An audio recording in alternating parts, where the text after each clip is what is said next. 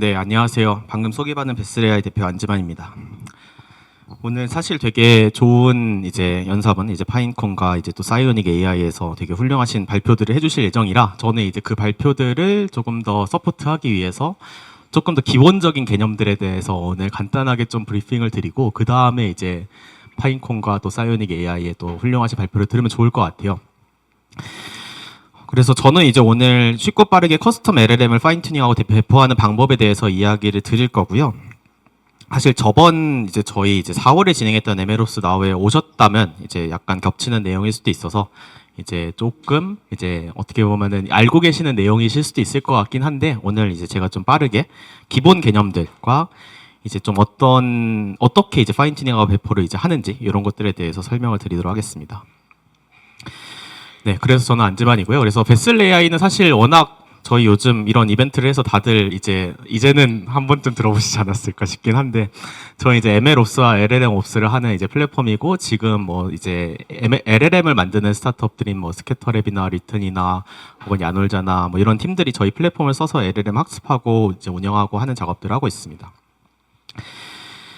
네, 그래서 이제 오늘 소개드릴 얘기들은 이제 이런 것들이 있는 것 같아요. 그래서 이제 우리가 왜 프라이빗 LLM을 만들어야 되는가, 프라이빗 LLM을 어떤 목표들을 가지고 만들어야 되는가, 그래서 우리 회사에 왜 필요한가, 우리는 챗GPT 대신에 왜 프라이빗 모델들을 쓰려고 하고 있는가, 약간 이런 것들에 대해서 좀 간단하게 설명드리고, 그 다음에 이제 LLM을 더 똑똑하게 만들 수 있는 방법, 그래서 LLM을 어떻게 우리 회사에 맞춰서 파인 튜닝해서 더 똑똑하게 만들 수 있는가, 이런 것들에 대해서 좀 설명을 드리고요.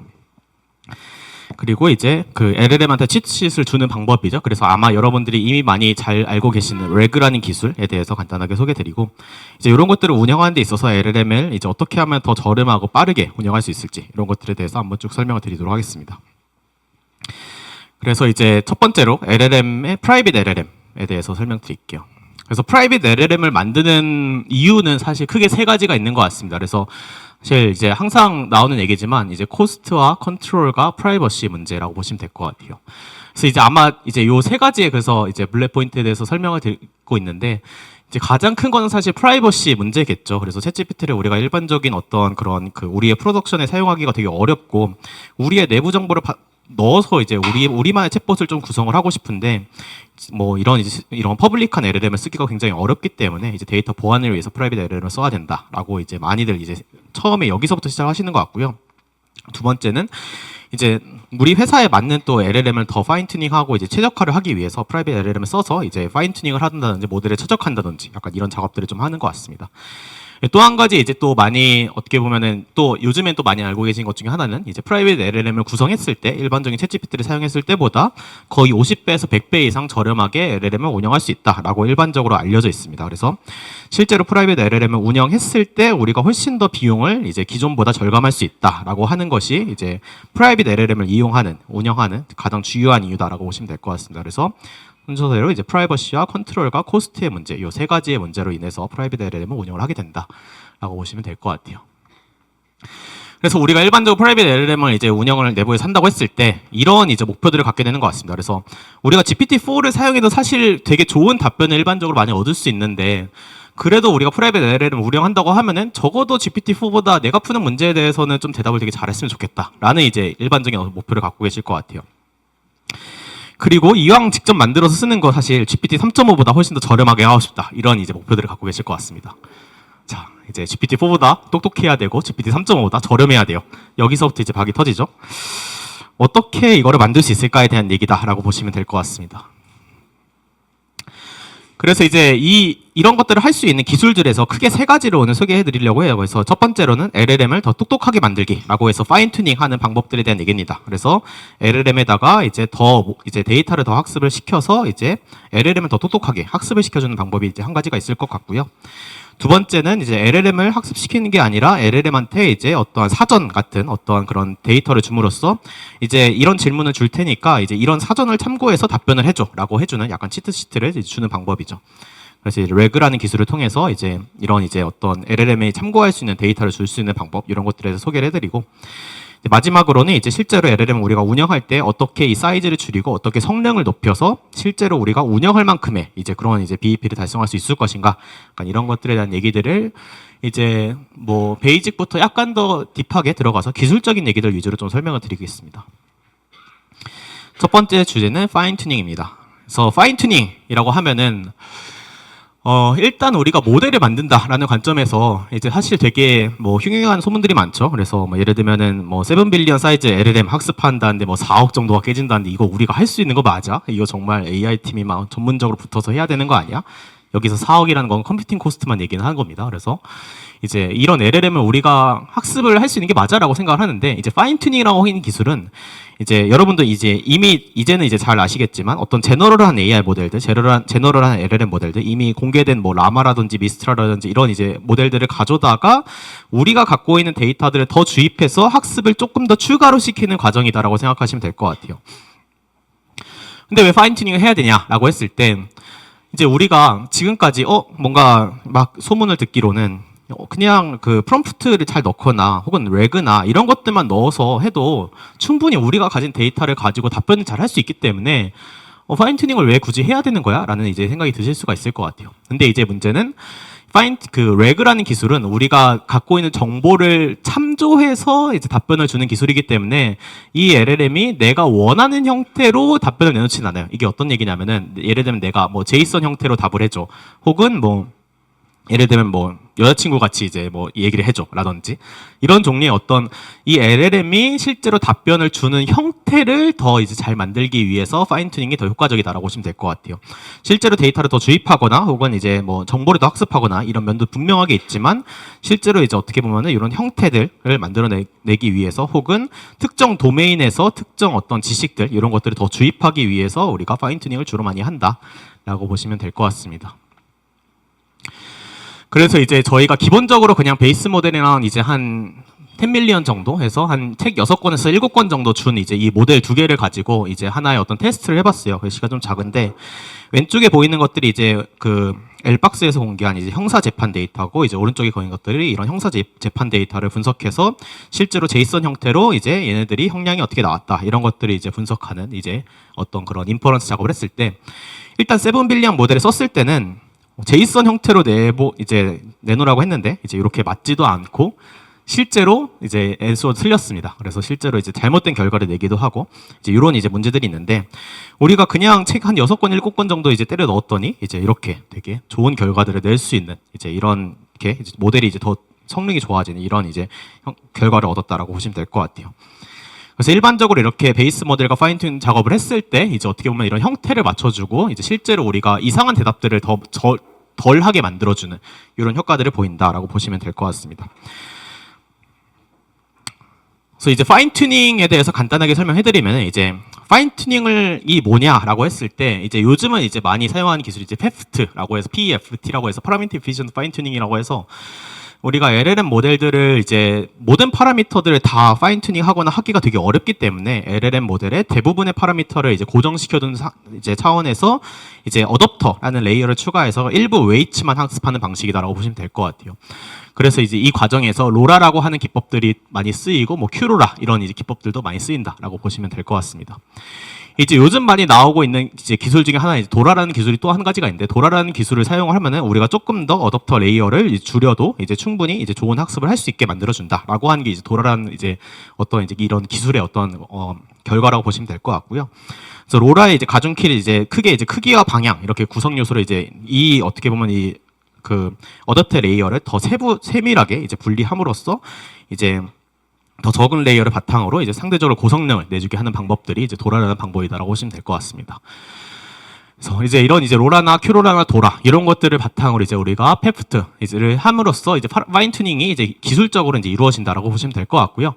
디테일한 것들은 사실 이런 것들은 전부 다 구현체가 있기 때문에 사실 이런 것들을 그냥 가져다가 사용을 하시면 되고, 이런 이제 그냥 기본적인 난리지가 있다라고 보시면 될 것 같습니다. 그래서 그 라이브러리 중에 하나가 이제 그 아래쪽에 보니 이제 언슬로스라고 하는 라이브러리 중에 하나인데요. 그래서 언슬로스라고 하는 라이브러리가 사실 나온 지 그렇게 오래되지 않았고 이제 사실 굉장히 좋은 성능을 보이고 있기 때문에 요즘 굉장히 많이 사용하고 있는 라이브러리다 보시면 될 것 같아요. 그래서 로라나 큐로라 같은 것들을 이제 우리가 GPU 메모리를 절약하면서 더 빠르게 학습할 수 있는 라이브러리 중에 하나다라고 보시면 될 것 같습니다.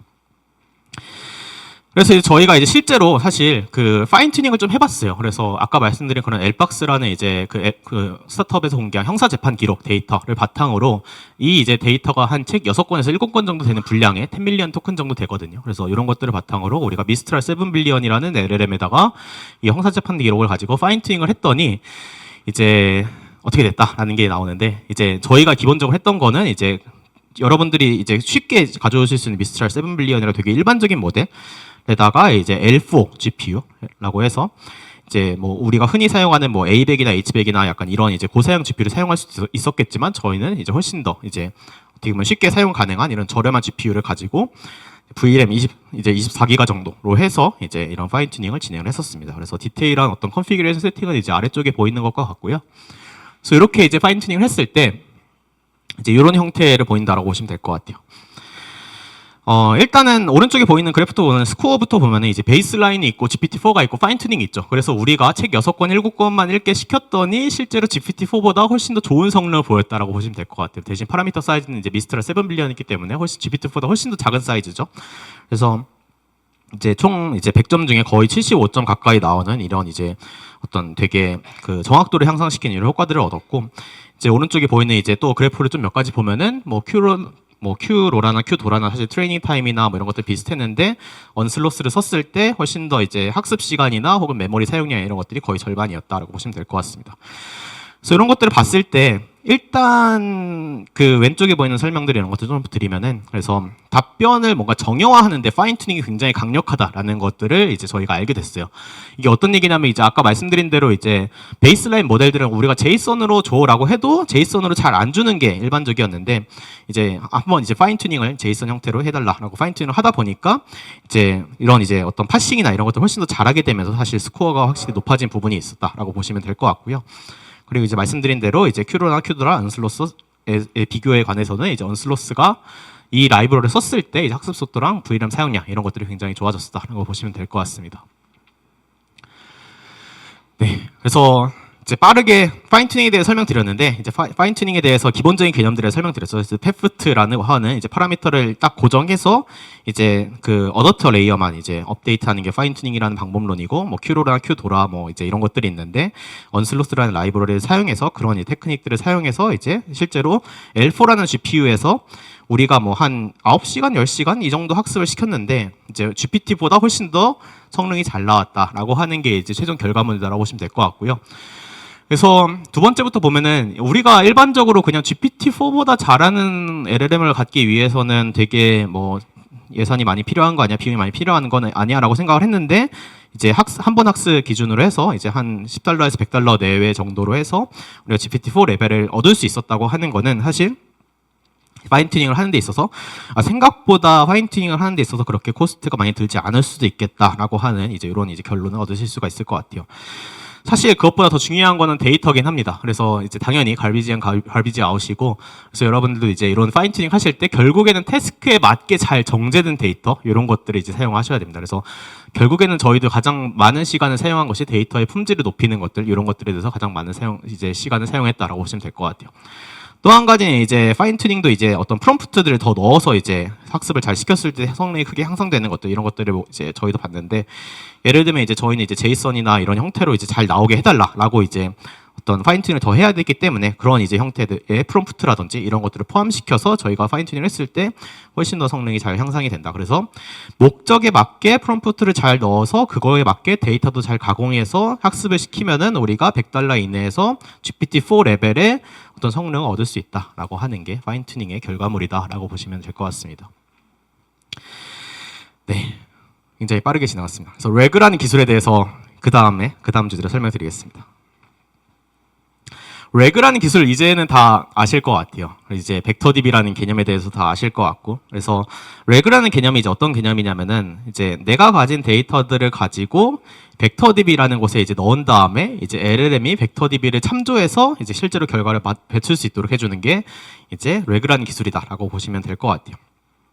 그래서 이제 일반적으로 우리가 어떠한 임베딩 모델이라는 걸 사용해서 모든 도큐먼트들을 다 이제 벡터DB 그 임베딩 모델을 사용해서 벡터라이즈를 한 다음에 이제 LLM에 넣고, 벡터DB에 넣고, 벡터DB에서 우리가 어떤 질문을 했을 때 그거를 다시 벡터라이즈해서 이제 그 벡터DB에서 약간 코사인 시뮬러리티를 사용해서 실제로 이제 렐러번트한 그 관련이 있는 그런 이 도큐먼트를 가져오는 기술이 이제 레그란 기술이다. 그래서 LLM이 벡터DB에서 정보를 비슷한 정보를 꺼내와서 그거를 사용해서 답변을 하는 게 레그란 기술이다라고 보시면 될 것 같아요. 그렇기 때문에 이제 어떻게 보면은 사실 레그를 사용하는 이유들이 이제 이런 것들이 있는 것 같아요. 그래서 내가 그냥 파인튜닝을 하면은 이 정보가 어디에서 참고가 됐는지, 뭐 이 정보 출처가 어딘지 이런 것들을 되게 알기가 어렵잖아요. 근데 레그는 기본적으로 내가 뭐 어떠한 정보에 대해서 검색을 했을 때, 뭐 어떤 질문을 했을 때, 아, 이 질문과 가장 비슷한 맥락은 요런 도큐먼트들이 있고 이거를 요약해서 이렇게 정리해 드립니다라고 하는 기술이기 때문에 이 답변의 출처가 이제 되게 중요한 어떤 그런 이제 그런 유즈 케이스들에서 이제 굉장히 폭넓게 사용이 된다라고 보시면 될 것 같습니다. 그래서 우리가 일반적으로 이제 뭐 금융이라든지 뭐 혹은 법률이라든지 뭐 이제 이런 이제 어떻게 보면은 정보의 소스가 되게 중요한 이제 이런 이제 시스템에서 되게 폭넓게 쓰인다라고 보시면 될 것 같고요. 그래서 레그를 하는 것 자체는 이제 이런 이유들이 또 있는 것 같아요. 그래서 우리가 당연히 이제 뭔가 학습보다는 데이터를 꺼내 쓰는 게 훨씬 더 싸지 않을까? 약간 이런 고민들 혹은 확실한 출처를 만들어내는 것들, 그리고 이제 우리가 답변을 낼 때 뭔가 할루시네이션 같은 것들을 만들지 않고 최대한 맥락 범위 안에서만 답변을 시키게 만드는 것들, 이제 이런 것들을 하기 위해서 결국엔 레그라는 기술을 사용하게 되는 것 같습니다. 그래서 이제 우리가 레그가 이제 모든 것의 답이다, 약간 이런 이제 결론들에 사실 많은 회사들이 온 것 같은데, 사실 근데 그냥 레그라는 것도 내 문서, 내가 가진 문서 그냥 다 때려 박으면 알아서 다 되는 거 아니야? 라고 생각을 하실 수가 있는데 사실 그렇지 않아요. 그러니까 이 레그라는 걸 하기 위해서 고민해야 되는 게 되게 많습니다. 그래서 그 고민하는 거에 되게 많은 것들이 있는데, 예를 들면 우리가 그 문서들을 이제 적절히 잘 잘라서 벡터라이즈를 해서 벡터DB에 넣고 해야 되거든요. 근데 이 문서를 어느 정도 사이즈로 넣어서 벡터라이즈를 해야 우리가 잘 찾을 수 있을까?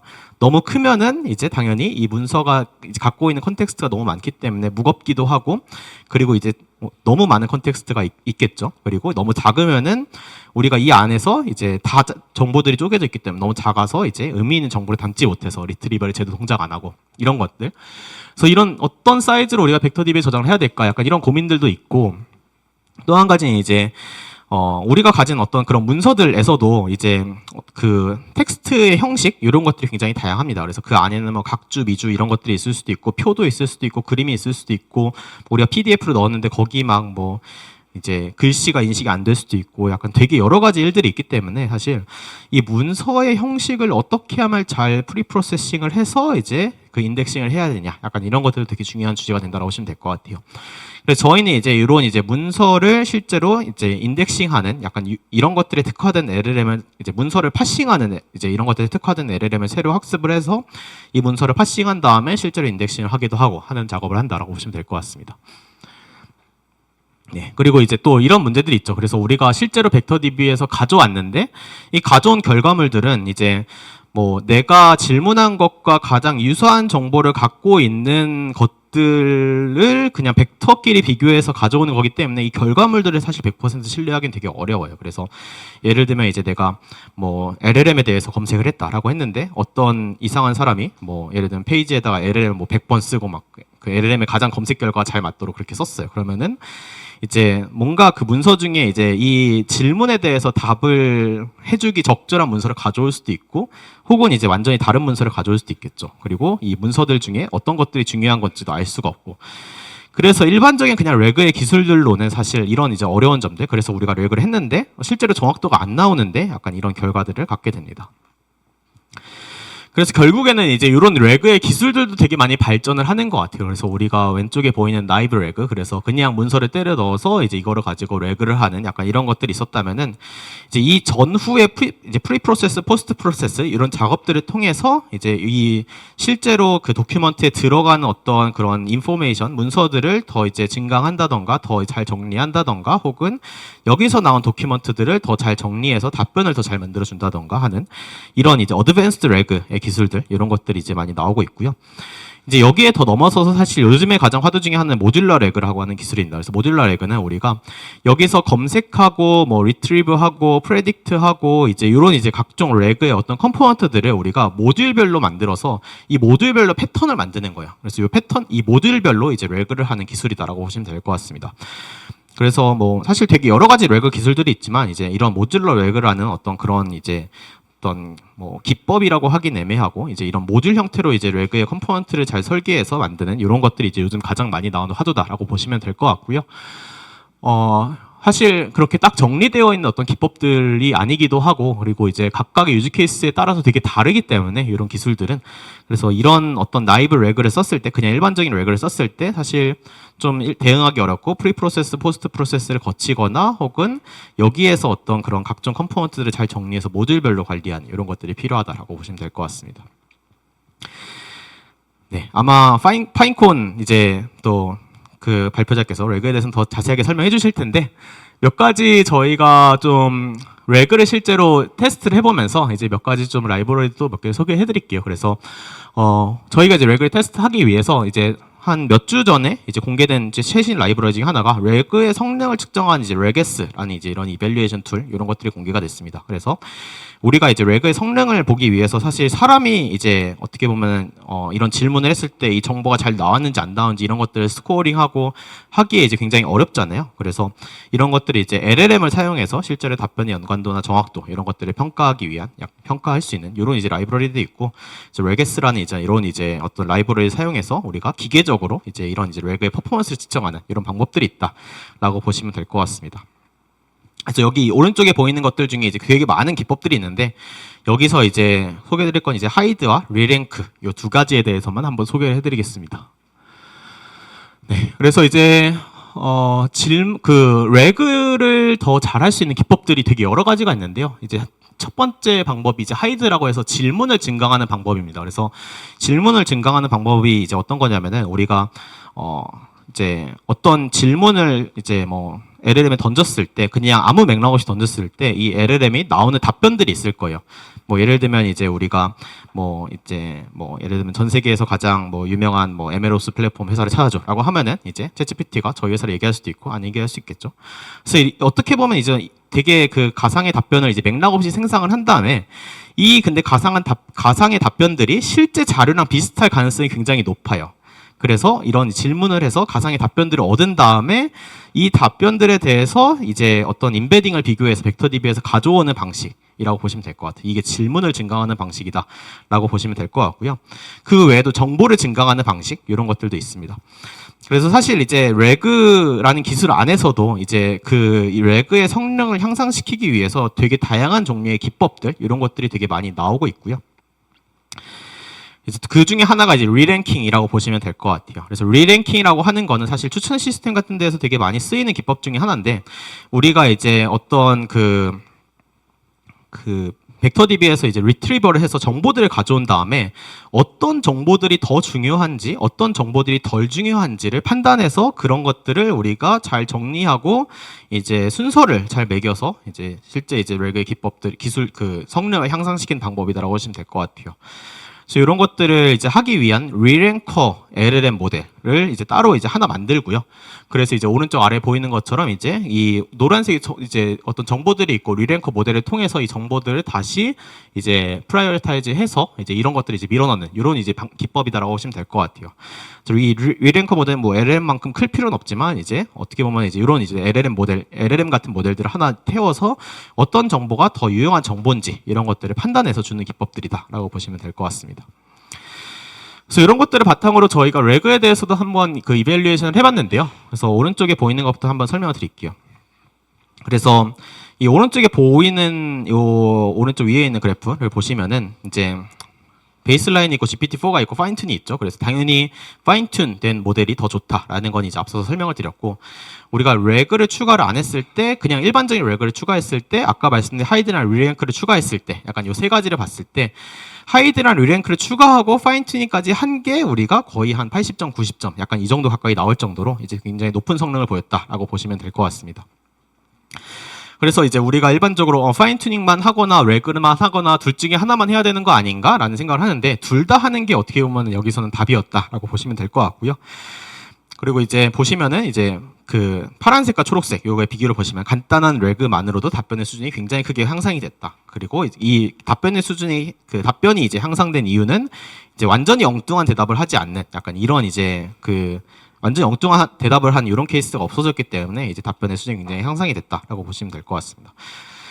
그래서 그러면은 파인 튜닝과 이제 그 레그 중에서도 뭔가 이제 어드밴스드 레그를 해야겠다라고 생각을 하시는데 사실 여기에서는 무조건 장점만 존재하는 건 아니에요.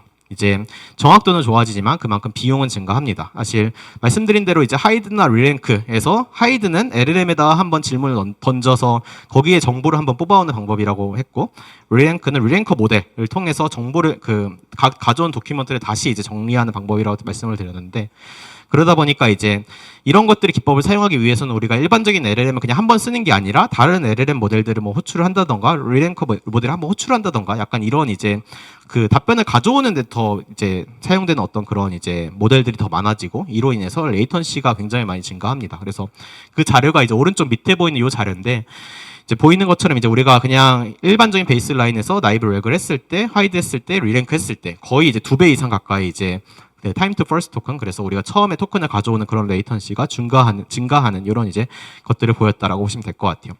그래서 이제 그 트레이드 오프가 있어요. 그래서 선택을 하셔야 됩니다. 그래서 우리가 굉장히 그 정확도가 중요하다. 우리는 이제 레이턴시가 그렇게 중요하지 않다라고 하면은 이제 이런 이제 어떤 각종 기법들을 전부 다 적용해서 정확도를 올리면 되고 우리는 여기서 레이턴시를 어느 정도 챙겨야 된다라고 하면은 이제 또 다른 방식으로 또 레이턴시를 챙기거나 해야겠죠.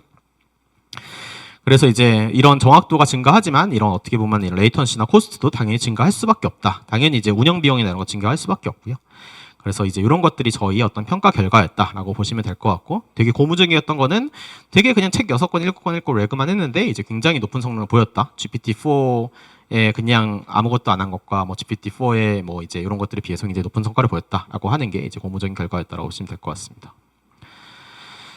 네, 그래서 이제 레그도 사실 이제 간단하게 설명을 드렸고요. 이제 레그에 대해서 테이크어웨이를 좀 말씀드리면은 생각보다 쉽진 않아요. 그래서 생각보다 할 게 많고 어쩌면 파인 튜닝 하는 것보다 더 비용이 더 들 수도 있습니다.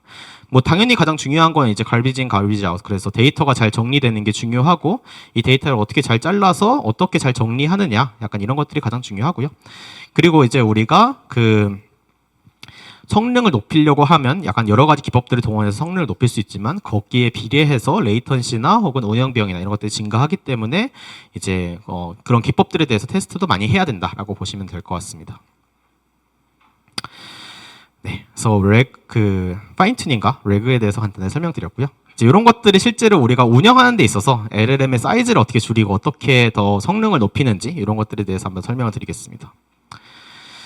뭐 많이들 요즘 들어본 기법이죠. 그래서 우리가 뭐 압축하고 퀀타이즈 한다. 그래서 우리가 일반적으로 어떤 그런 LLM 모델들이 16비트에서 이제 그 소수점 단위까지 이제 어떻게 보면은 계산하는 약간 이런 이제 정확도를 가진 모델이었는데 이거 16비트를 4비트로 압축을 해서 이제 더 모델의 성능 거의 4분의 1로 줄이고 이제 중요한 웨이트만 남기고 하는 기술들 이런 것들이 이제 AWQ라고 해서 이제 이런 이제 퀀타이즈 기법들이 있다라고 보시면 될 것 같고요.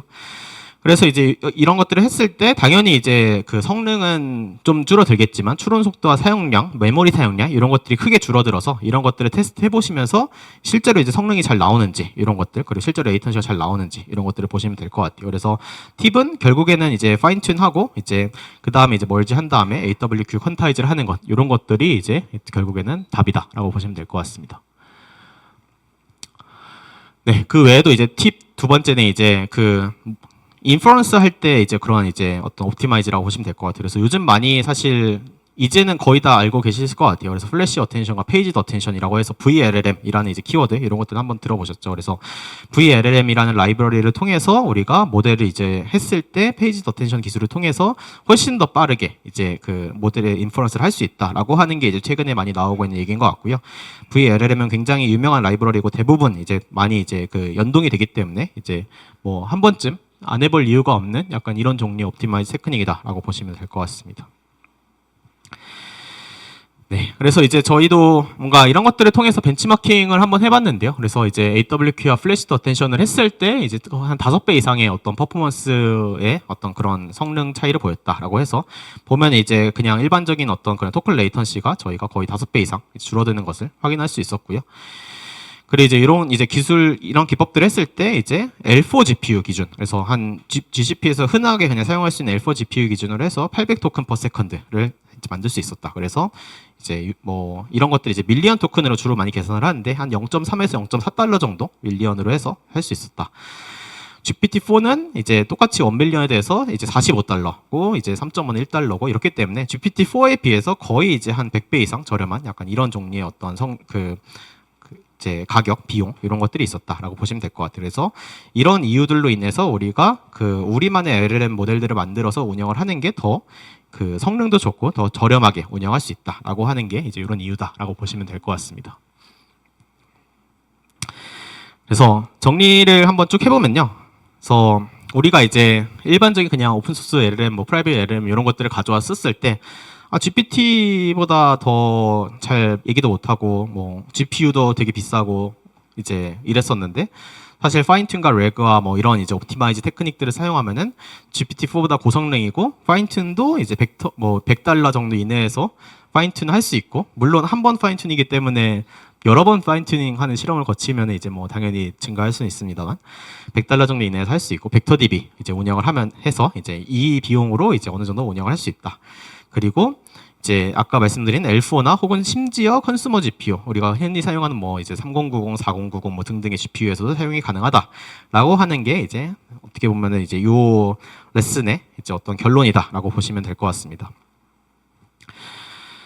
그래서 한번 쭉 설명드렸는데 정말 이거를 다 해야 되는 걸까라는 고민이 드실 것 같아요. 이 굉장히 많은 어떤 테크닉들에 대해서 설명을 드렸고 뭐 저희가 테스트해보지 않은 그리고 더 많은 테크닉들이 많이 존재할 텐데 그래서 파인튜닝과 레그 정말 둘 다 해야 되는 거야? 라고 했을 때 둘 다 하는 게 좋긴 합니다. 그래서 둘 다 했을 때도 성능이 잘 나오고 우리가 흔히 생각했을 때 그냥 파인튜닝 뭐 몇 억씩 들고 레그는 몇 천만 원 드니까 이제 레그부터 해야 되는 거 아니라고 했는데 사실 레그가 생각보다 싸지도 않고 파인튜닝이 생각보다 비싸지도 않아요. 그래서 그냥 둘 다 해서 어떻게 보면 이런 테스트를 이제 많이 해보시는 것들을 추천을 드리고요.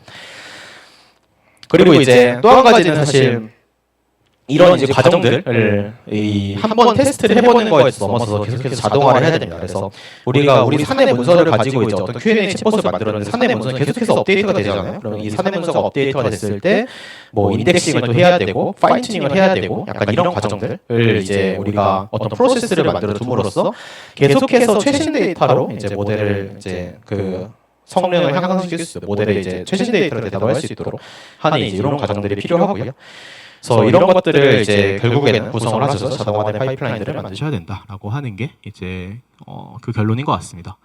그래서 일반적으로 이제 우리가 프라이빗 LLM을 사용할 때 이런 아키텍처를 사용하게 되는 것 같아요. 그래서 이제 인덱싱 파이프라인과 파인튜닝 파이프라인 이렇게 두 개가 필요하고 이제 요 그림에 대해서 간단하게 설명드리면은 여기 그 데이터셋이 있습니다. 그래서 데이터셋에서 이제 우리가 인덱싱을 해야겠죠 먼저. 그래서 이 데이터를 프리프로세싱해서 이제 벡터DB에 잘 저장할 수 있도록 인덱싱하는 이런 작업들이 필요하고 이 또 데이터에서 이제 파인튜닝하는 이런 파이프라인들이 필요해서 이런 것들을 바탕으로 파인튜닝한 모델들을 계속해서 업데이트하면서 이 벡터DB에서 이제 레그를 통해서 가져올 수 있도록 해주는 이런 종류의 아키텍처가 이제 일반적으로 많이 이제 워킹하는 아키텍처인 것 같습니다. 네, 그래서 이 모든 과정들을 사실 하기 위해서는 이런 것들을 계속 팔로우할 수 있는 엔지니어가 또 필요하고요. 그래서 여전히 어렵고 복잡하고 최신의 기술 따라잡기도 너무 쉽지 않고 이렇다고 하면은 이제 네 광고 시간입니다. 그래서 저희 플랫폼을 쓰시면 되고요. 네, 레슬 AI는 이런 것들을 해주는 플랫폼이고요, 사실. 네, 그래서 이제 저희가 이제 제공하는 거 크게 두 가지로 보시면 될 것 같아요. 저희는 이제 이런 이제 허브라는 게 있어서 여기에서 클릭하면은 그냥 원하는 뭐 LLM 모델이나 혹은 LLM 모델이 아니더라도 그냥 일반적인 어떤 제너레이션 모델 혹은 일반적인 AI 모델들을 그냥 클릭해서 바로 실행해 볼 수 있는 파인튜닝도 할 수 있고 디플로이 할 수 있는 이런 플랫폼이고 그리고 아까 말씀드린 대로 이제 이런 것들을 내 사내 데이터나 혹은 뭐 여러 이제 어떤 그런 외부 라이브러리 이런 것들 연동해서 뭐 자동으로 모델이 학습된다거나 자동으로 인덱싱한다거나 이런 것들을 할 수 있는 어떤 이런 파이프라인 기능들을 제공하고 있습니다. 그래서 이런 것들을 통해서 아까 말씀드린 대로 그런 LLM 스타트업들이 이제 저희 플랫폼을 통해서 이제 AI 모델을 학습하고 운영하고 이제 개발하고 있고요. 네, 그래서 간단하게 설명드리면 이제 베슬 플랫폼 자체는 이제 맨 아래쪽에 그 베이스 플레인이 있어서 여기에서 클러스터나 혹은 데이터셋이나 모델을 관리할 수 있고 이 위에서 헙과 런과 서브 이런 것들이 있어서 최신 AI 모델을 바로 실행할 수 있고 여기서 학습과 배포 이런 것들을 실행할 수 있고 이제 그 위에서 이제 이런 것들을 아예 자동화할 수 있는 이런 이제 플레인으로 구성이 된다라고 보시면 될 것 같아요. 그래서 헙은 이제 아까 말씀드린 대로 이제 한 번의 클릭만으로 최신 AI 모델을 이용할 수 있도록 저희가 이제 미리 오픈 소스 모델들을 만들어 놨기 때문에 내가 뭐 최근에 이제 라마 3가 업데이트됐습니다. 그래서 라마 3를 파인 튜닝 하고 싶다라고 하면은 그냥 들어가서 클릭하면은 바로 파인 튜닝을 한다든지 혹은 챗봇을 만든다든지 이렇게 해볼 수가 있고요. 그래서 이 과정에서 내가 필요한 어떤 GPU 리소스를 가져와서 사용하는 것부터 시작해서 모델을 배포해서 운영하는 이런 것까지 다 지원을 하고 있습니다. 그래서 저희가 GPU도 클라우드 GPU도 제공하고 있고 클라우드 GPU 가격이 AWS 대비해서 거의 한 70% 이상 저렴하기 때문에 저희 플랫폼을 사용하시면 GPU도 사실 쉽게 해결하실 수가 있습니다. 그래서 갖고 계시는 AWS나 구글 이런 것들 연결해서 이제 학습을 진행할 수도 있고요. 모델 배포하는 차원에서는 이제 모델에 대한 버전 관리나 혹은 모니터링이나 오토 스케일링 혹은 심지어 서버리스로 이제 모델을 운영하는 부분까지 저희가 지원을 하고 있습니다. 그래서 그냥 나는 아무 고민 없이 LLM 모델들을 그냥 띄워서 운영을 하고 싶다라고 하시면은 저희 쪽에 들어와서 이렇게 서브 기능을 사용하시면 바로 LLM 모델들을 사용해 보실 수가 있습니다.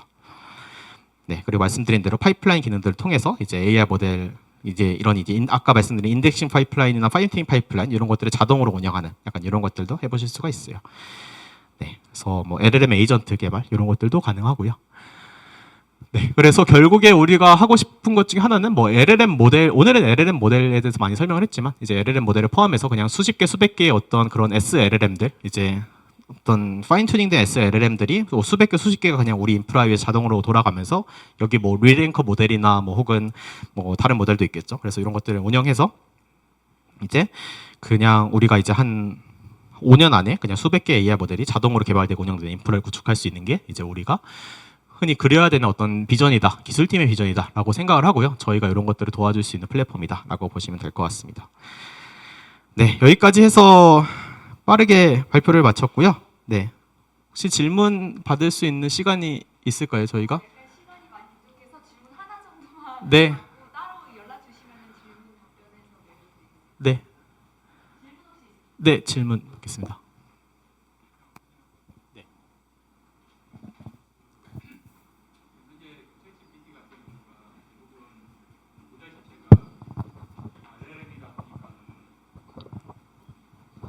실질적으로는 그 아까 뭐 얘기 나왔지만은 거의 이제 그 뭐랄까 그 B2B 비즈니스들밖에 지금 못 하잖아요, 현재는. 근데 그럴 수밖에 없는 게 지금 챗 GPT 같은 경우가 사실 사용자가 프롬프트에 질문하는 내용에 대해서 얘가 의미를 이해해서 답을 준다기보다는 사실 확률적으로 찾아가다 보니까는 할루시네이션 문제라든지 이런 문제가 발생을 하는데, 근데 제가 생각할 때는 이런 거를 줄이려면은 결국은 해당되는 그 도메인 난리지가 모델링이 돼야 된다고 생각을 하거든요. 그래야지만 그러니까 소형 모델을 가지고도 챗봇을 만들 수 있다고 생각을 하는데, 그 소위 말해서 이제 온톨로지나 난리지 그래프라고 얘기를 하잖아요. 그래서 그런 거가 같이 병행이 돼야 된다고 생각을 하는데, 그 부분에 대해서 베슬 AI에서는 지금 어떠한 그 로드맵이나 이런 것들이 있는지에 대해서 궁금합니다. 네, 각각의 도메인에 대해서 사실 특화된 모델들 이런 것들을 바탕으로 이제 이제 LLM 모델들끼리 이제 멀티 스텝 인퍼런스라고 하죠. 그래서 어떤 질문을 했을 때는 이 LLM에서 답변을 가져오고 어떤 질문을 했을 때 이 LLM 답변을 가져오고 약간 이런 형태로 해서 이제 그 난리지들을 학습해 놓은 그 도메인별로 난리지 학습해 놓은 이제 여러 수십 개의 LLM들을 바탕으로 거기서 이제 LLM의 답변들을 이제 서로 합성해서 인퍼런스를 하게 하는 이런 방법들이 지금 현재는 가장 유효한 방법인 것 같고요. 그래서 난리지 그래프나 이런 것들은 저희도 이제 아직 그렇게 액티브하게 많이 사용되고 그러니까 상업용에서 많이 사용되고 있는 방법들은 아니긴 한데 약간 비슷한 방법들은 아까 말씀드린 그런 도메인 특화된 LLM 모델들을 여러 개를 엮어서 실제로 마지막에 답변을 내놓는 약간 이런 형태가 가장 이제 말씀하신 형태와 비슷할 것 같다. 그리고 저희는 이제 그런 이제 수십 개의 어떤 스페시픽한 LLM 모델들을 운영할 수 있고 그런 것들을 서로 엮어서 답변을 만들어줄 수 있는 그런 플랫폼이다라고 인지해 주시면 될 것 같습니다. 네. 그러면 저의 발표는 여기서 마치고 오늘 또 더 중요하신 이제 발표자분 중에 한 분 이제 또 모시겠습니다. 그래서 오늘 경청해 주셔서 감사합니다. Thank you so much. Let's keep it going for Kelly, and let's keep it going for Jayman. Really good presentation. I really liked it, and my presentation is going to be the same, but in English. So let's do it. I just came in from New York City. Nice weather here in Seoul. It's beautiful. Let's get started. Are you ready? Cool. So you guys all work in AI, right?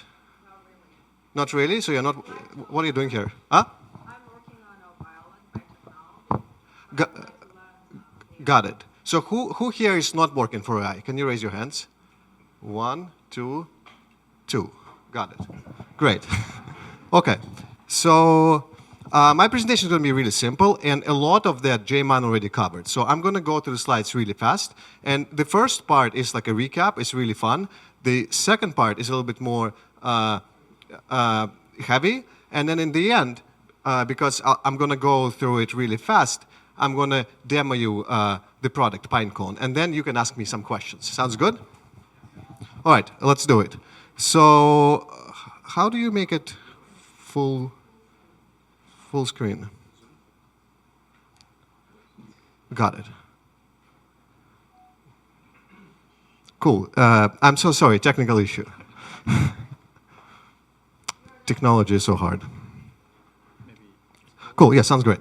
Sounds good. So I'm going to talk about different versions of RAG.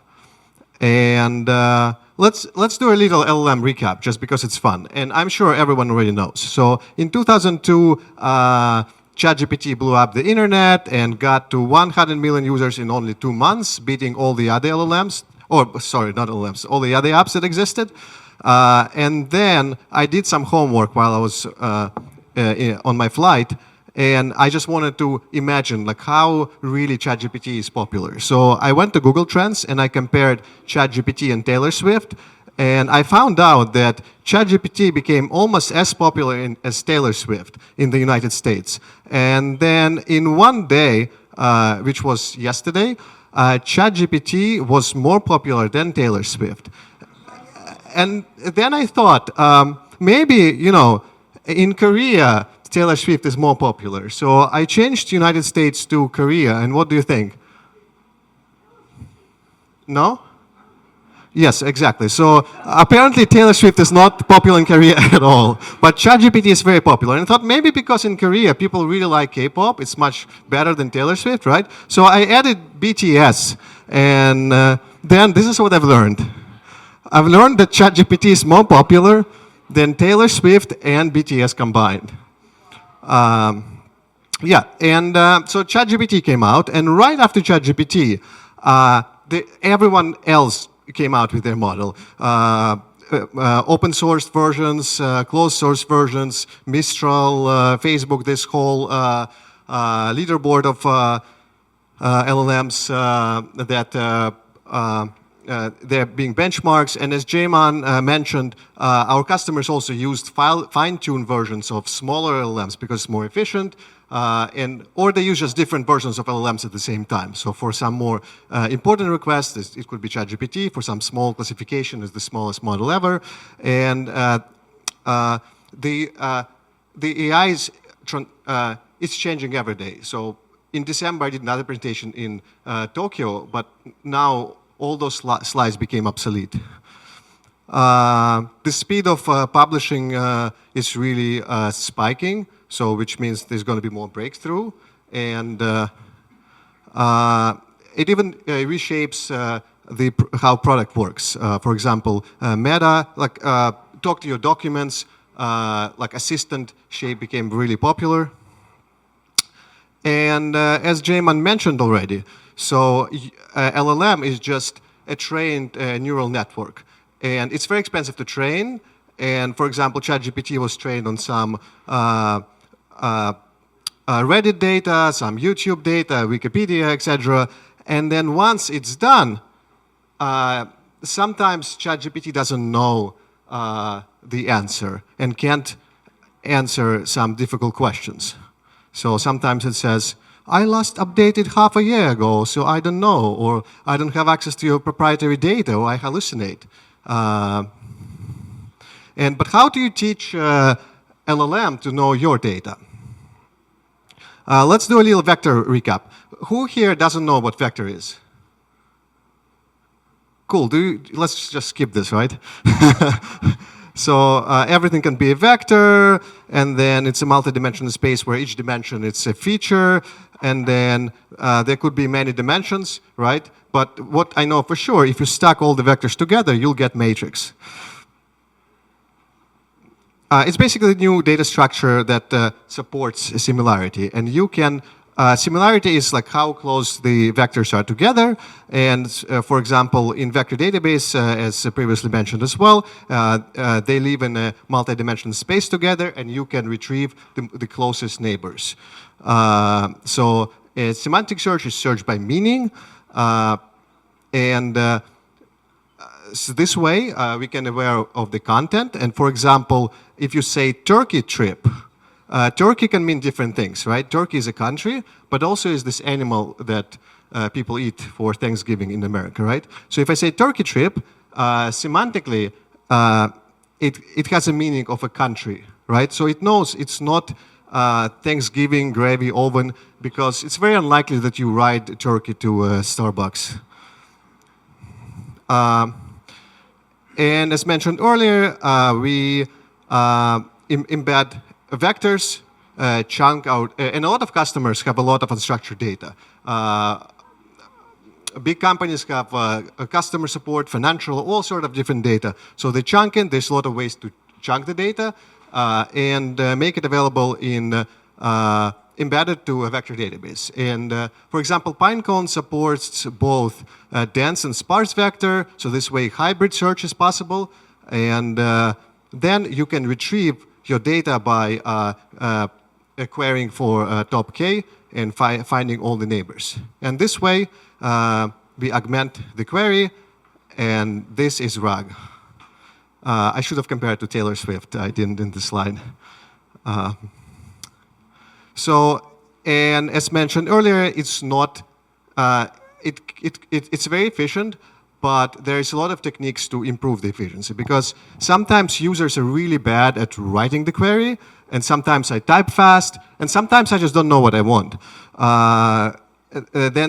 Sometimes the accuracy is not great, or the nearest neighbor can be still pretty far, even though there could be some, they can be pretty far. Or sometimes you just don't have knowledge, or don't have those vectors. And there are also issues with context window, like haystack problem, when content window only remembers the top and the bottom, and sometimes it doesn't do well with the middle. Anyone here knows RAG Fusion? Who doesn't know RAG Fusion? Can you raise your hand? Great. So I think 21 person.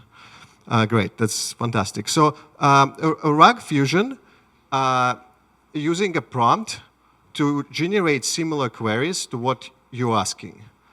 This way, and then retrieve the documents based on them, and then re-rank them. And re-rank already, JMan already covered. So for example, if I type, wanna learn make latte art, it's a weird query, it doesn't make much sense.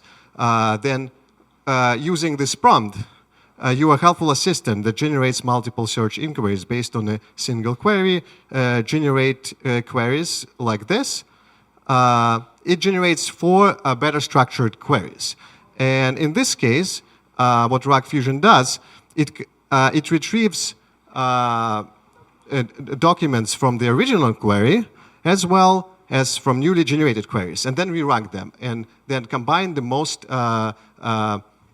assess them and combine the most important, something that fits the best. So now I want to go through self-reflective RAG. And usually, I think JMan mentioned earlier, all the RAG becoming more agentic. It's really great, but it's a little bit more expensive to run. And one of them is self-reflective RAG. Anyone knows what it is? Can you raise your hands if you know? No? Okay, can you not raise your hands if you know? Wow, everyone knows. That's great. I think AI inquiry is fantastic. Didn't expect that. So it's actually a very interesting technique. Self-reflective RAG. It's this research, and it uses it fine-tunes a model to generate tokens. So it takes the input query and it generates token if retrieval is necessary. And sometimes, if you ask a simple question that it already fine-tuned good enough so it knows the answer, it just generates the answer without RAG. Or it will take the RAG and then it will do the RAG pipeline and then use critique tokens to see if anything else is necessary. It works as a fine-tuned model, and these are the tokens it can generate. Retrieve, yes or no. Is relevant, yes or no. And then fully supported, or partially supported, and no support. And then also how useful it is. And based on it, it does a new retrieval, or like not generate at all. It's called self-RAG. And the last one that I want to bring is corrective RAG. And corrective RAG is a technique that helps you to evaluate the quality of retrieval with a very inexpensive, lightweight evaluator, which is also, I think they use T5 model, fine-tuned, a very small Hugging Face model, or like a very small model, in order to not run like the whole real model, and just to reevaluate the accuracy and relevance of the documents retrieved from RAG. And then this is an example. So sometimes if it's inaccurate, it says like this document is inaccurate. And then based on accuracy, it puts all the documents in 3 buckets, or classifies, triggers 3 actions. Either it is correct, or ambiguous, which is mixed, or incorrect. And it works like that. So it retrieves the documents, and then they assess the quality of the documents. And if it's accurate, if it's in the first bucket, so it triggers yes action, and then generate answer with refined knowledge. If not, it does more searches. And now, so RAG is only one tool. There's also models can search online, they can use SQL, and so other agentic tools are available. So it does some extra retrievals, or it just combines existing retrievals and generate answer with refined knowledge based on this lightweight evaluator that just classifies it as a confidence. And this bucket is just a threshold on the confidence that you can set when you run it. And overall, we have some pros and cons, of course. But I must say which RAG is better. And there's no like one answer or silver bullet. There's always pros and cons. And right now, you can be creative and for your case, develop new versions of RAG, or as Jayman said, have it modular. For example, with these cases, we have a really well-written blog post that walks you through the code, how to implement it with Pinecone, and I recommend you checking it out. So also I wanted to show you that this chart that I really like. It shows coding benchmark and compares 3.5 and GPT-4, and it shows that without anything, ChatGPT-4 overperforms ChatGPT 3.5. That's known. But if you use some agentic framework, then ChatGPT 3.5 can outperform, like a smaller fine-tuned model can outperform a bigger model. And the same with RAG, and the quality of retrieval can get much higher if you use more advanced agentic techniques. But as a result, this. And there's a lot of vector databases this day, and Pinecone remains the leader because it can scale the most. We have customers who run billions of vectors, and it's managed, so it's very easy to scale. And on this note, I'd like to walk you through the product and answer your questions. Sounds good? If you come to pinecone.io, you can just sign up for free. And when you sign up for free, you already get a lot of credits that will be enough to run millions of vectors just in the beginning. And then once you log in, you'll see the screen where you fill in some information for us. And then right away, you can just create your index. You can create your index in AI or based in SDK. There's Node, Python, and just Shell. So we can just try and do it.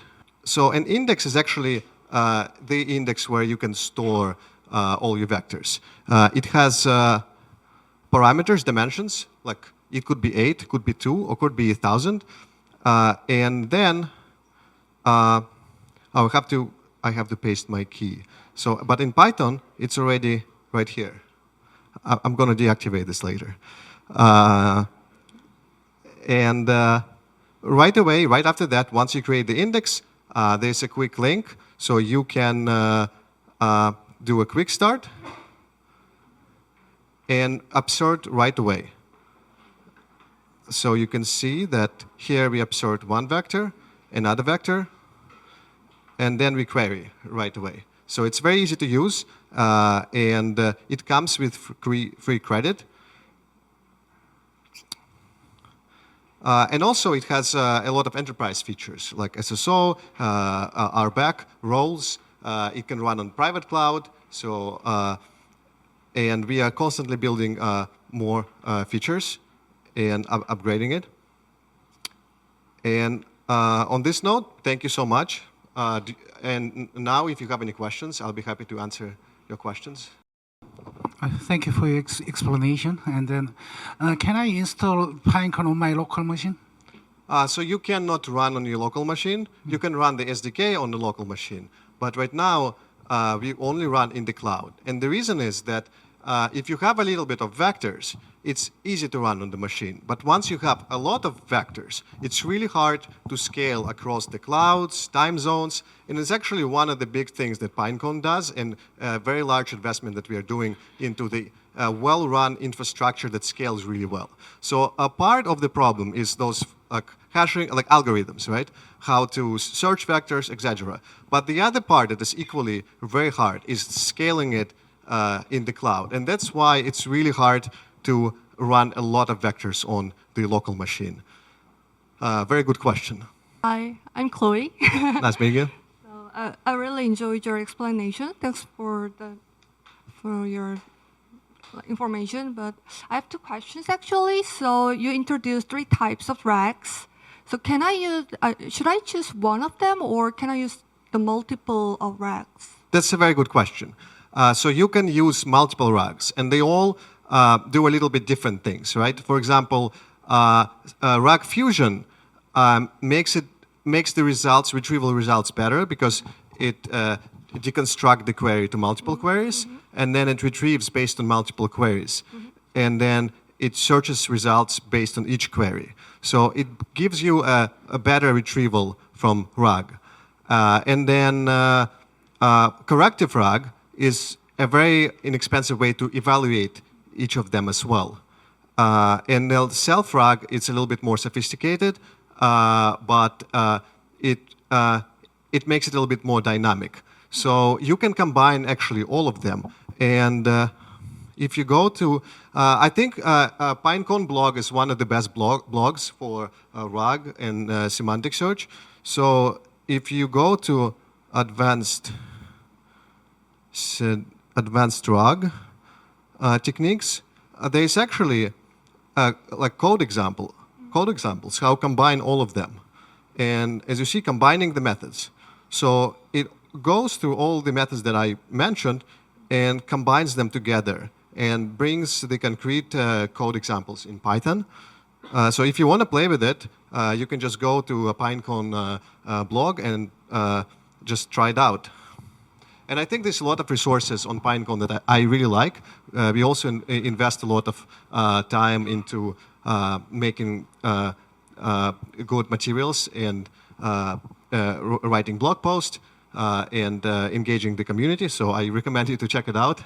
Also, something that I really like myself, we run interviews with our customers. We call it RAG Brag, and our customers tell us how they use Pinecone. And it's very interesting to hear because they use multiple models at the same time, how they like store things, how they like optimize inference, and it's always very interesting to see the actual use cases.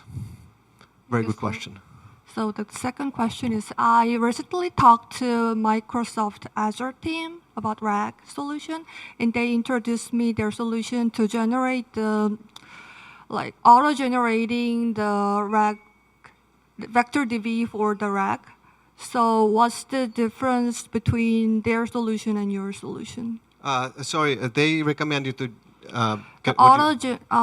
The RAG solution, but it was essentially about generating the vector DB database for the RAG. Yeah, so we also actually work with Azure, and we are available on Azure Cloud as well.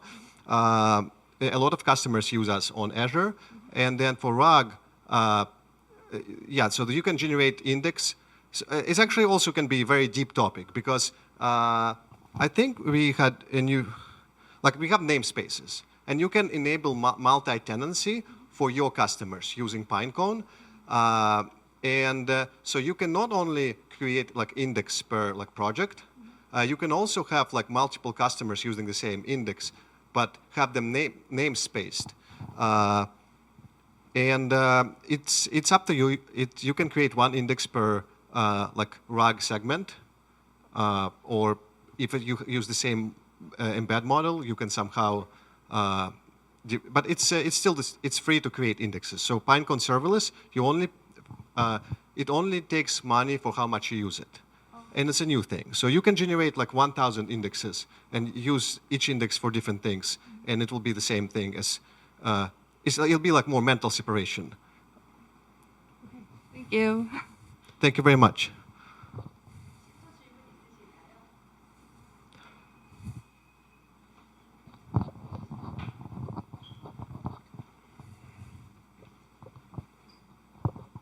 Thanks for your presentations. Thank you very much for listening. Yeah. My question is, I guess Pinecone, there are a lot of vector stores out there, and Pinecone is, I guess, one of the top 5 vector store, at least in South Korea. Many people love it. And many people use Chroma files because those are free and open source. But Pinecone is not, but still loved by many people.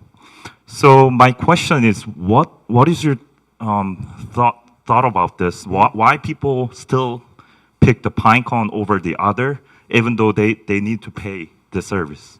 Yes, so it's also a very good question, and it's like LLMs. It's very complex. So Pinecone is probably the first vector database, and the word the vector database it was invented at Pinecone. I think by the VP of Marketing, Greg. I think he came out with this term, and after we came out with this term, everyone else claimed to be the vector database as well.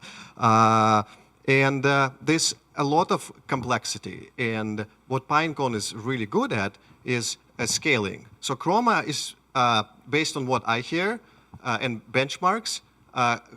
Chroma, you can run it in your local machine, but if you need to scale it for billions of vectors, it's hard. And Pinecone scales really well. It's easy to start using. You don't have to run your inference or like set up your servers, and you can just start using it right away. It's simple to start with, and also it's better to scale because we are making sure that it's not expensive to run, and it runs really well, and it runs at a scale. So I think that's why a lot of customers end up coming back to us, even though they try different solutions as well. So we do also run on private clouds. We don't run on we can't run on local machine, but we do run on private clouds. And a lot of big customers people from customers from SAP 500, etc. They do run on a private cloud. I have one additional question. Many people are curious about the semantic search, the functionality and ability over the others because they want to rank well. So vector store is one of the key feature through the RAG pipeline. Do you think? Can you frankly tell us about how your semantic search is dominate over the other, or any good points? So semantic search is just embedding so you embed your own text and you just use the vector database to save the information, to keep it fresh, and then retrieve it. So it's just the vector database, right? And it's up to you how you embed it, which model you use, and it is so. There's more and more companies running RAG, and the reason there's so many vector databases because it's now such a requested feature, and everyone wants to do semantic search. Everyone is doing RAG. Like, and now, like, I go to any meetup or like in San Francisco anywhere, and all they say RAG, RAG, RAG. I'm scared that I go to a coffee shop and they'll be like, "Oh, do you want to try RAG latte?" And that's a general tendency, and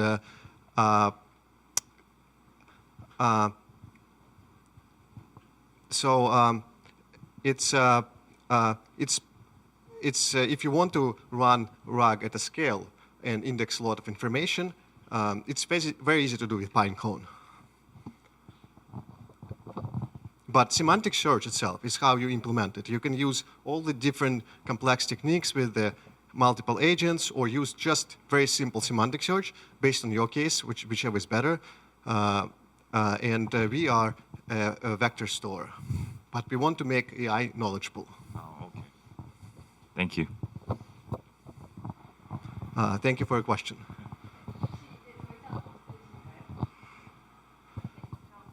So if you don't have any questions, I actually have a question to you. So I have some a present, and I'd like to ask you a question, and maybe if you answer it, I'll give the present to you. Sounds good? Why do you think Pinecone is called Pinecone? Anyone wants to guess?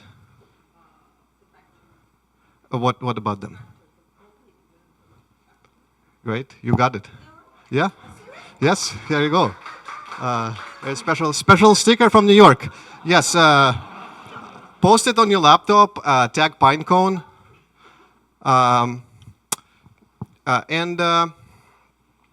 But yeah, so no more questions? Okay, one more question. I have another present. If you ask one more question, I'll give the present to you. This person asking question.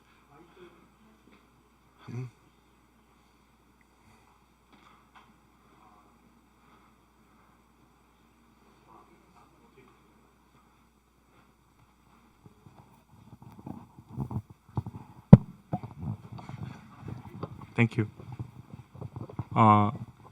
I wonder the Pinecone's direct technology can support some kind of video data or audio data, not only for text-based data. Multimodal. Yeah. So if we use the Pinecone's Yes. technology, we can make some. Good question. Yeah, thank you for your question. So yes, you can use any kind of vectors at Pinecone, and it can be video, audio, and in the future, models will become maybe multimodal, and you absolutely can index multimodal vectors, because at the end of the day, anything is a vector. They are just matrix. Very good question. And yes, on this note, thank you very much for asking.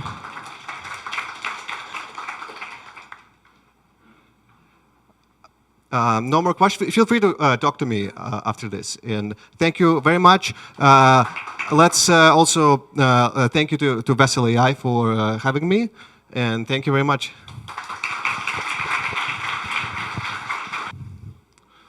최근에 두 번째 발표를 하게 됐는데 이렇게 많은 적은 처음 뵙은 것 같습니다. 일단 저희는 기업용 LMM과 B2B, 레그 이런 것들을 뭐 좀 뭐라고 할까요? 하나의 솔루션하고 있는 기업이고요. 뭐 현재는 뭐 여러 뭐 밝힐 대기업들과도 하고 있고 좀 스타트업들과도 이런 일을 같이 하고 있습니다. 그래서 지금 레그 관련 되게 관심이 많으신 걸로 제가 알고 있습니다. 벡터DB도 그렇고 아마 전 세션도 그쪽 관련으로 알고 있습니다. 이 발표 분량이 제일 많다 보니까 혹시 좀 어떤 부분에 관심이 청중께서 있으신지 알면 제가 좀 더 좋은 발표를 할 수 있을 것 같아요. 혹시 뭐 자연어 쪽을 연구하시거나 그런 분들도 계실까요? 모델을 만들어 보셨거나 아니면 기업에서 뭐 현업에서 레그 같은 걸 도입하거나 벡터DB를 좀 쓰고 싶은 담당자분들 계실까요? 그럼 혹시 연구나 뭐 학생분들 좀 계실까요? 혹시 뭐 처음 들어보셨다도 계실까요?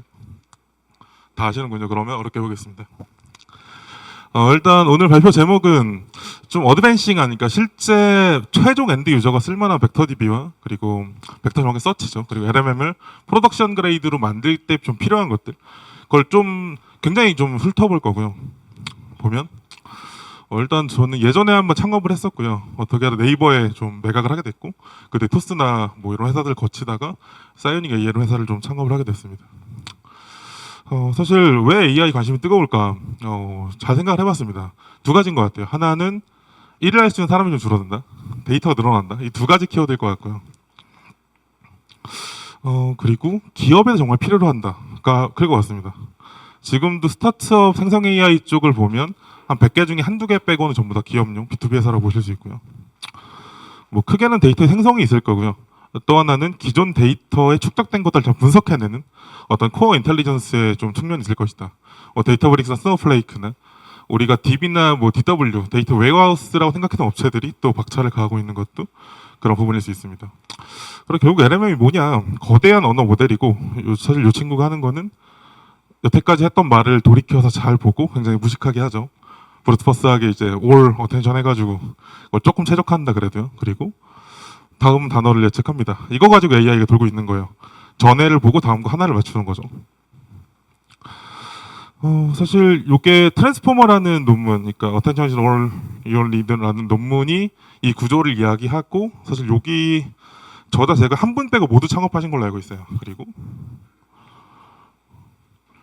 LMM 발전을 보면 예전에는 1빌리언 모델은 구글에는 쓸 수 없다라고 얘기했는데 지금 빌리언은 소규모 모델이다 이런 이야기를 하고 계시고 최근에 100빌리언, 400빌리언 혹은 구글 내부에는 뭐 훨씬 큰 그런 모델들이 있다 이런 것들이 좀 알려져 있죠. 근데 사실 LMM이 잘 못하는 건 일단 할루시에이션입니다. LMM의 구조상 정말 나이브하게 사용을 하면 한 번 한 말을 주워 담을 수 없고 매번 다음 토큰의 확률을 구하게 됩니다. 근데 여러 가지 기술적 문제와 전략으로 인해서 이걸 조금씩 노이즈를 주게 되어 있어요. 항상 최선의 선택을 하지 못합니다. 그러면 한 토큰이라도 틀리는 순간에 할루시에이션이 나오게 되는 거고요. 근데 이걸 1000개, 10,000개 하다가 한 개는 틀릴 수 있겠죠, 사람도. 그러면 이게 잘못된 정보가 되는 겁니다. 그리고 새로운 지식을 학습하는 게 굉장히 어렵습니다. 사실 이거는 모든 AI 어려운데 어떤 컨티뉴얼 러닝 그런 지속적 학습이 잘 안 되죠. 사실 그 이유는 이런 겁니다. 새로운 정보를 받아들이면 기존 정보를 잃어버리기 때문에 이런 현상이 존재하고 근데 그게 비싸다. 100억, 1000억, 뭐 조단위더라. 이러면 좀 어렵겠죠. 그래서 사실 좀 업계에 많은 관심은 LMM을 잘 제어하는 부분입니다. 그래서 여기에 많은 뭐 키워드가 있는데 뭐 인컨텍스트 러닝 이런 ICL 같은 키워드도 있고 레그, 파인 튜닝, 프롬프트 튜닝 뭐 많이 있겠죠. 이거는 사실 저희가 그린 장표는 아니고 오픈 AI 대부대기에 나온 장표입니다. 뭐 예를 들어 어떤 태스크를 완수하는데 혹은 할루시엔을 줄이는데 오픈 AI 내부적으로 어떤 목표를 잡았겠죠. 그냥 아무리 LMM을 잘 만들어도 50점밖에 안 되더라. 근데 레그를 잘하고 어떤 파인 튜닝도 잘하고 그걸 서포트하기 위한 도구까지 모든 걸 다 했더니 99까지 도달하더라. 결국에 LMM은 이제 시작 단계고 여기에 맞는 그 엄청나게 많은 에코시스템들이 필요한 시점이다라고 말할 수 있습니다. 여기는 좀 빨리 지나가면 뭐 형성 모델 튜닝 방식은 잘 알려진 어떤 파인 튜닝 방식들이 있을 거고요. 그래서 기본적으로 베이스 모델을 잘 튜닝하고 그 다음에 여러 가지 형태의 파인 튜닝을 함으로써 결국 우리가 맞는 모델을 좀 손에 넣는 방식들을 볼 수 있습니다. 지금은 잘 사용하지 않지만 프롬프트 튜닝이라는 방식도 있습니다. 토큰의 임베딩 레이어를 적절하게 잘 만들고 스페셜 토큰을 넣고 빼고 넣는다거나 토큰의 정의는 되어 있지 않지만 사람의 의도나 어떤 명령을 더 잘 표현할 수 있는 토큰을 만들거나 수정하면서 튜닝하는 방식들. 오픈 AI의 어떤 모델 튜닝 방식 이걸 사용하고 있지 않을까 그런 추정들도 있습니다. 그리고 이거는 많이 요즘 사용하고 있는 메모리를 좀 아끼면서 튜닝할 수 있는, 그러니까 매트릭스 패토라이제이션을 좀 사용하는, 예를 들어서 뭐 로라라는 어댑터 방식들도 존재하고요. 이게 신기한 건 이 원본 파라미터의 차원이 꽤 높을 겁니다. 뭐 수천 수만일 수도 있죠. 근데 한 4차원 정도의 어댑터 모델만으로도 잘 되더라. 이게 굉장히 신비한 것이었죠. 결국 뭐 레그 모델로 많이 돌아오게 됩니다. LMM의 많은 성공은 레그와 함께 했고, 시작은 정말 쉽고 잘하는 건 너무 어려운 기술이기 때문일 수도 있습니다. 시작이 쉽다는 게 많은 걸 써볼 수 있으니까요. 그래서 기업의 어떤 프라이빗한 데이터를 가지고 있고, 이걸 임베딩이라는 형태로 어떤 기계가 잘 알아들을 수 있는 벡터 공간에 다 뿌려놓고, 거기서 어떤 매트릭에 따라서 뭐 거리를 구하거나 각도를 구하거나 유사석, 그러니까 예전에 DB가 딱 결정되어 있다면 이건 확률 기반의 뭔가가 된다고 볼 수 있는 거죠. 근데 기존 뭐 LMM도 그렇고요. 많은 근사 혹은 LMM의 그 전략들이 적당히 좋은 걸 고르게 됩니다. 예를 들어 가장 좋은, 항상 최선의 길을 따라가는 걸 그리디하다고, 탐욕적인 알고리즘이라고 하고, LMM도 당연히 그리디 서치를 해서 그리디하게 가장 좋은 것만 찾아갈 수 있습니다. 그러니까 능력이 떨어지는 거예요. 말을 좀 짧게 하거나 최대한 말을 조금 하려는 경향이 보이고, 답변이 풍부해지지 않거나 오히려 좀 어떤 일반적인 성능이 떨어지거나 이런 현상들이 보이는 거죠. 그래서 여러 파라미터로 뭐 온도를 조절하기도 하고, 뭐 어떤 봐야 되는 개수를 조정하기도 하고, 최선이 아닌 것들을 고르는 많은 전략을 사용합니다. 이러면 당연히 할루시네이션은 발생할 수밖에 없고요. 그런 거 있지 않습니까? 발생할 수 없지 않은 일은 항상 발생한다. 네, 결국은 발생한다. 그게 생각보다 좀 잘했던 거죠. 그래서 정확한 사실관계와 어떤 논리적 추론 능력을 모두 유지하는 것이 꽤 어렵습니다. 물론 꽤 뭐 다른 대안도 있겠죠. 뭐 COT 같은 생각의 트리를 그려놓고 후처리하는 방법으로 막 할 수 있는데 좀 어렵죠. 그것도 사용하다 보면. 그래서 꽤 어려운 것들이 있고, LMM이 잘하는 데는 결국 추론이더라. 뭐 수학 문제 같은 거 잘 풀더라. 그래서 저희가 생각한 관점은 LMM에 잘하는 추론을 시키자. 그러니까 LMM 자체가 어떤 기억을 하거나 하는 그런 게 아니라 그냥 추론을 할 수 있는 어떤 기계더라라고 생각할 수 있는 거죠. 뒤에도 다룰 수 있는 뭐 그래프 임베딩이나 문서의 점수, 시의 적절성, 뭐 데이터에 대한 정말 접근 제어까지 꽤 많은 것들이 좀 열려 있는 부분이긴 합니다. 그래서 이거를 조금 더 넘어가서 보면 사실 임베딩 모델은 굉장히 예전부터 있었고, 뭐 기존의 검색, 추천부터 시작해서 모든 커머스에 이르기까지 대부분의 AI 업계는 어떤 피처 익스트랙션을 통해서 유저나 제품이나 서비스에 뭔가를 뽑아내고 그걸 이런 벡터 서치와 비슷한 방식으로 많이 사용을 했습니다. 근데 갑자기 한 5년, 10년이 지나서 왜 이게 이렇게 많이 각광을 받고 두각을 나타냈을까요? 일단 두 개입니다. 하나는 LMM이 좋아져서 추론 능력이 좋아진 것. 그리고 또 하나는 이 임베딩 모델, 그러니까 어떤 우리가 알고 있는 이미지나 지식이나 어떤 뭐 그런 것들을 컴퓨터가 잘 알 수 있는 숫자 데이터로 바꾸고 그걸 잘 표현하는 게 훨씬 좋아졌기 때문입니다. 그래서 이 차원에 대한 이야기를 할 수밖에 없어요. 그래서 이건 조금 며칠 지난 거긴 한데 이게 매스 텍스트 임베딩 벤치마크는 MTB라는 좀 유명한 벤치마크고요. 뭐 여기서는 되게 많은 걸 합니다. 클래시피케이션, 그다음에 답을 하는 능력, 뭐 비슷한 것들을 잘 모아내는 능력. 결국 임베딩의 종합적인 벤치마크를 테스트하게 되는데요. 이 점수가 예전엔 정말 낮았어요. 그래서 한 20점? 네, 20점. 그러니까 어떤 모델에게 그냥 이 정보를 알려주지 않고 풀어봐라고 했을 때 한 20점을 받았던 거죠.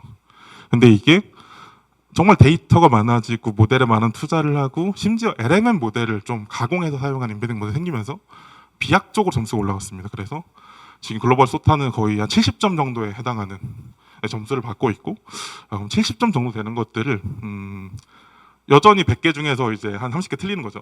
그래도 한 10개, 15개, 30개 정도를 후보를 골라오면 그 중에 정답은 하나 있겠더라. 사실 그게 레그가 좀 잘 되고 있는 원인입니다. 근데 여기서 좀 문제가 있습니다. 일단은 임베딩 차원에서 4000이라고 되어 있잖아요. 근데 차원이 높아지면 차원의 저주라는 어려운 부분이 생깁니다. 결국 이게 뭐냐면 차원이 높아지면 저랑 다 거리가 있으실 거잖아요. 이 거리가 다 수렴을 합니다.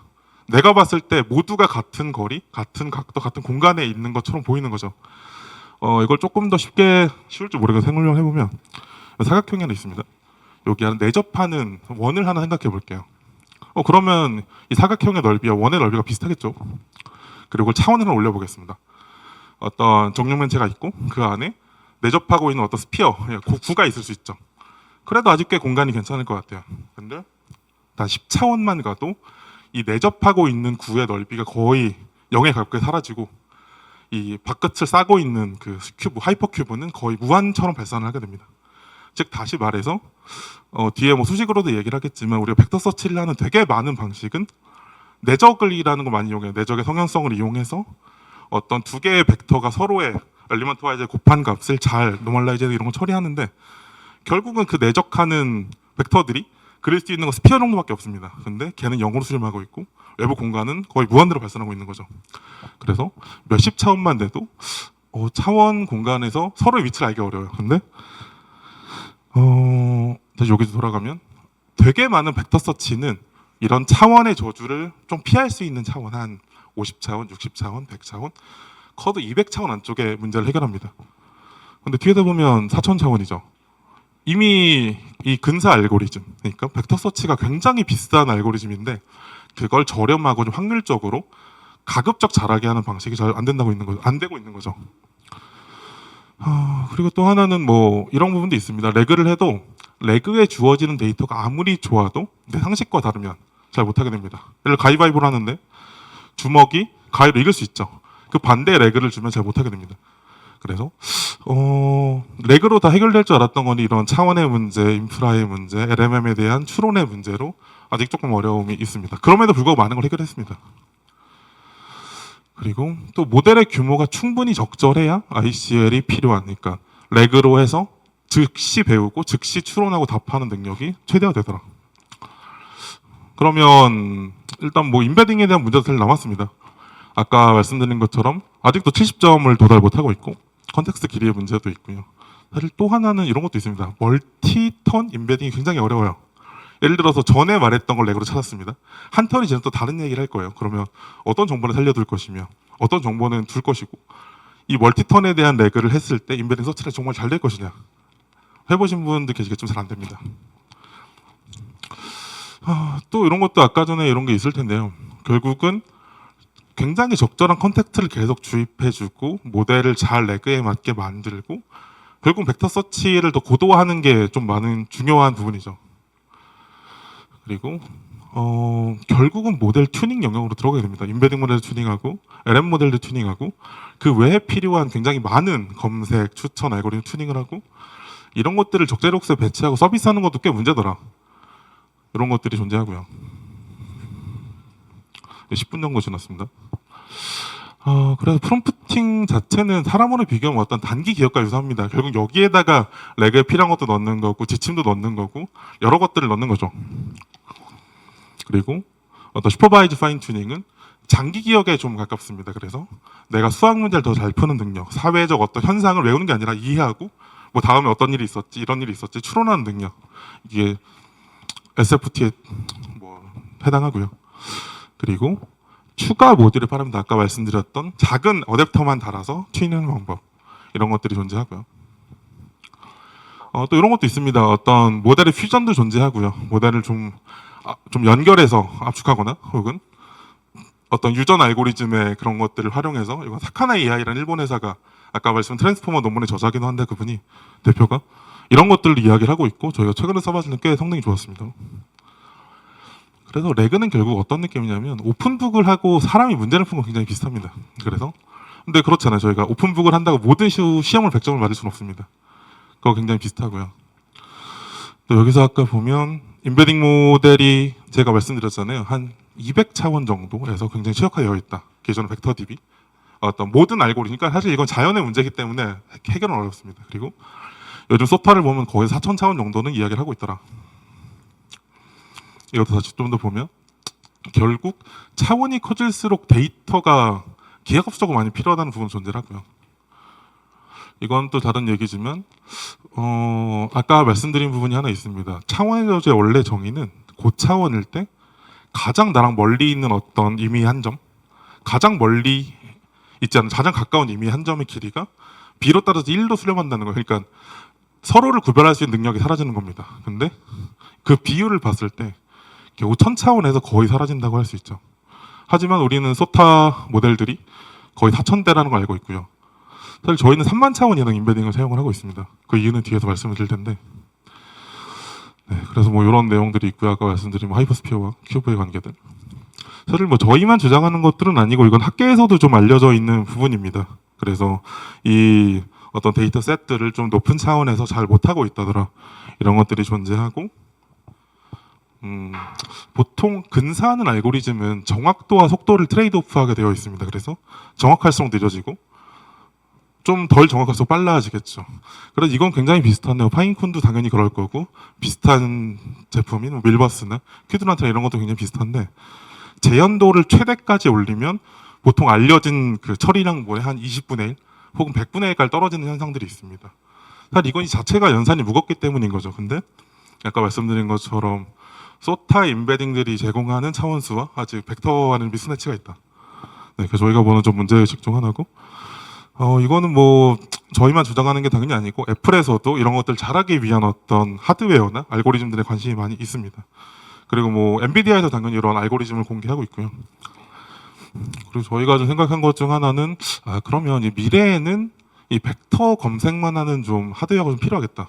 그리고 그런 팀들 같이 해야겠다 생각을 했고 최근에 어떤 스타트업이랑 저희가 협업을 좀 하고 있습니다. 이분은 하이닉스 출신이시고 컴퓨터 메모리를 굉장히 크게 확장하는 플랫폼 안에서 CXL이라는 저희가 벡터DB를 가속하는 이런 일들을 좀 하고 있고요. 그래서 간단히 보면 우리가 정말 고차원의 한 10,000차원 혹은 30,000차원의 임베딩이 있을 때 리콜을 희생하지 않으면서 뭐 자원이 무한하다면요, 네. 최대로 좋은 결과를 얻을 수 있을 것이냐 이런 것들을 봤는데 잘 되지 않더라. 예를 들어서 뭐 GIST 같은 걸로 임베딩을 했을 때 리콜이 절반이더라. 50% 맞추지 못하는 거죠. 사실 이건 비슷한 걸 맞추는 태스크도 아닙니다. 자기 자신을 복제해서 벡터DB에 넣어놓고 내 자신을 찾아올 수 있을까? 일치율이 100%가 1이겠죠. 그래도 찾아오지 못하더라. 이미 고차원에 이런 문제가 있고 이거는 뭐 특정 회사나 업체의 문제가 아니라 모든 곳의 문제라고 보시면 돼요. 그래서 저희는 사실 MPU가 되겠지만 FPGA 안에 벡터에 대한 내적기죠. 내적기와 검색기를 하나 넣은 메모리 2TB, 10TB 정도 가지고 있는 제품을 테스트를 좀 하고 있고 좀 어느 정도 결과를 좀 얻고 있습니다. 그래서 이게 결국 그렇게 될 것 같습니다. 속도가 중요한 곳은 벡터들을 많이 사용할 거고 정확도가 더 중요한 C는 어떤 가속기에 의한 그런 근사가 아닌 100%의 벡터 서치를 많이 할 수 있겠다. 그런 생각들을 좀 하고 있고요. 사실 이게 꼭 차원수가 높아서 그렇게 되는 것뿐은 아닙니다. 저희가 멀티 임베딩이랑 이야기를 했는데 대부분의 랭체인도 그렇고 뭐 그런 것들을 보면 앙상블 리트리버를 지원을 하고 있어요. 결국 여러 개의 벡터 모델이나 다른 랭크 모델을 합쳐서 랭크 퓨전을 해주는 거죠. 근데 봤더니 이런 부분이 좋습니다. 일단은 제일 간단한 검색이라고 여겨진 여태까지 멜라스 서칭이 들어있는 BM25 같은 키워드 검색과 어떤 방금 같은 굉장히 덴스한, 그러니까 밀집한 벡터 검색을 같이 쓰면 결과가 조금 좋아지고 그 다음에 탑 K, 그러니까 더 리트리벌 대상을 줄여도 성능이 보존되더라. 다시 말해 LM은 비용도 내릴 수 있으며 정확도도 올릴 수 있고 모든 게 좋더라라는 이런 것들을 좀 볼 수 있는데요. 결국에 이런 걸 보면 근데 문제가 하나 발생은 합니다. 뭐 흔히 말하는 그 선형결합이랑 리니어 웨이트 썸을 하기도 하고 RRF 같은 방식 형태로 랭크 퓨전을 하기도 합니다. 오른쪽 그림은 뭐 큰 관련성은 없는데요. 예를 들어 저희가 벡터가 10만 개 있다고 좀 얘기를 해보겠습니다. 그래서 상위 1000개씩을 다른 모델 걸 다 가져다가 퓨전을 했어요. 근데 굉장히 불운하게도 1001번째 최고의 답이 있었던 거죠. 그러면 1001번째 벌어지게 됩니다. 조금 아쉽죠. 근데 이런 모델이 정말 여러 개 있고 분포가 정말 비슷비슷한 게 많고 결국 데이터가 많아지면 그렇게 되는 거죠. 그렇게 되면 단순한 앙상블로 처리하기에 남은 랭크들이 좀 아까운 거죠. 탑 K 미만이라 버려지게 되니까요. 그렇다고 전체를 소팅하려니 뭐 탑 K는 뭐 많아도 전체 숫자 N이나 K 안에서 끊어지는 복잡도의 알고리즘인데 소팅은 무조건 N 로그 N이 넘습니다. 훨씬 비싼 알고리즘, 특히 GPU는 더 비싸고요. 그러면 거의 탑 K를 할 수밖에 없는데 여러 멀티플 모델을 사용할수록 정확도가 낮아질 수 있다. 그럼 다시 말해서 코사인 시밀러리티라는 얘기를 좀 할 수 있습니다. 사실 코사인 시밀러리티 좀 익숙하신 분도 있고 아닌 분도 있을 텐데 몇 가지를 따고 보면은 결국에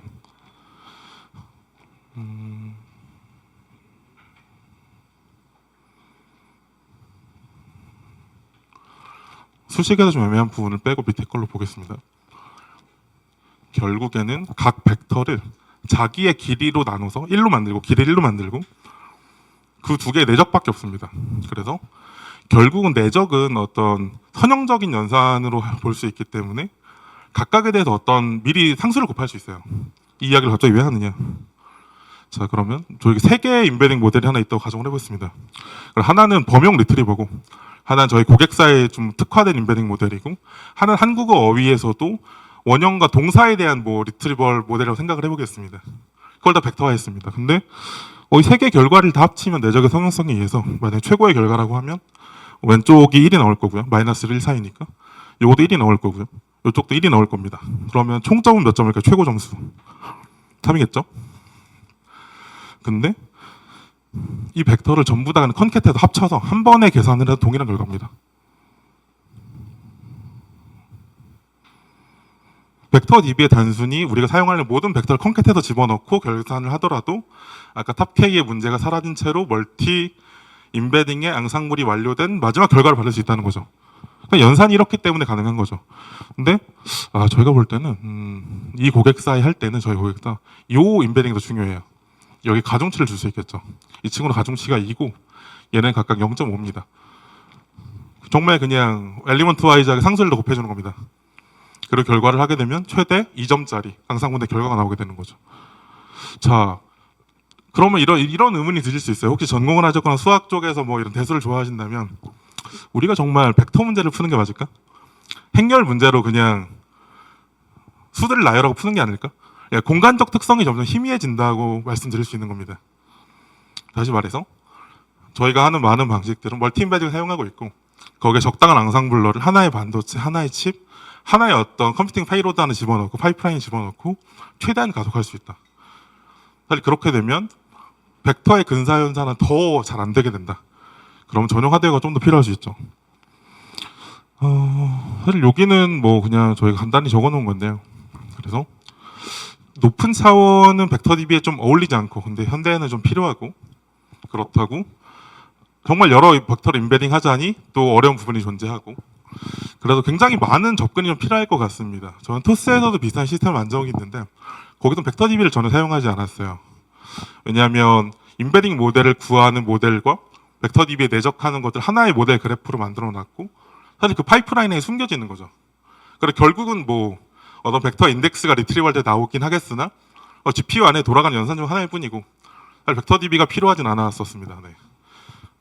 그래서 저희는 이런 걸 사스로 완전히 관리용을 만들다 보니까 벡터 DB를 정말 많이 써야 되는 곳, 벡터 DB는 벡터 라이브러리를 써야 되는 곳, 벡터 라이브러리보다 그냥 GPU 연산이나 MPU에 가속 레이어 중 하나 둬야 되는 것들 이런 것들 티어링을 좀 나누게 됐고 이런 것들이 실제 라이브 프로덕션에서 수백 수천 뭐 수억의 요청을 처리하는 데는 꽤 필요하겠다 그런 생각들을 좀 하고 있고요.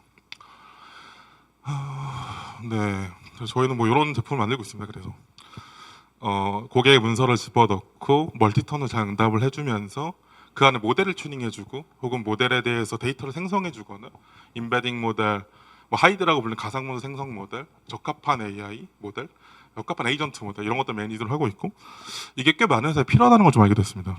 그래서 일단 벡터 DB에 관련된 부분은 이 정도고요.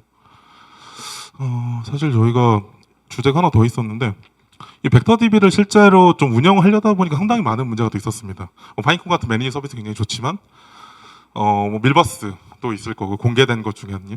뭐 큐드란트도 있을 거고 결국에 이런 것들을 잘 운영하려면 흔히 말하는 베어메탈 PC로는 좀 어렵습니다. 서버로는 좀 어렵고 그러면 쿠버네티스와 같은 EKS와는 그런 매니지나 컨테이너 오케스트레이션이 필요한데 이 벡터 DB가 사용하는 하드 디스크나 램이나 그것도 굉장히 좀 하드하다는 문제가 있습니다.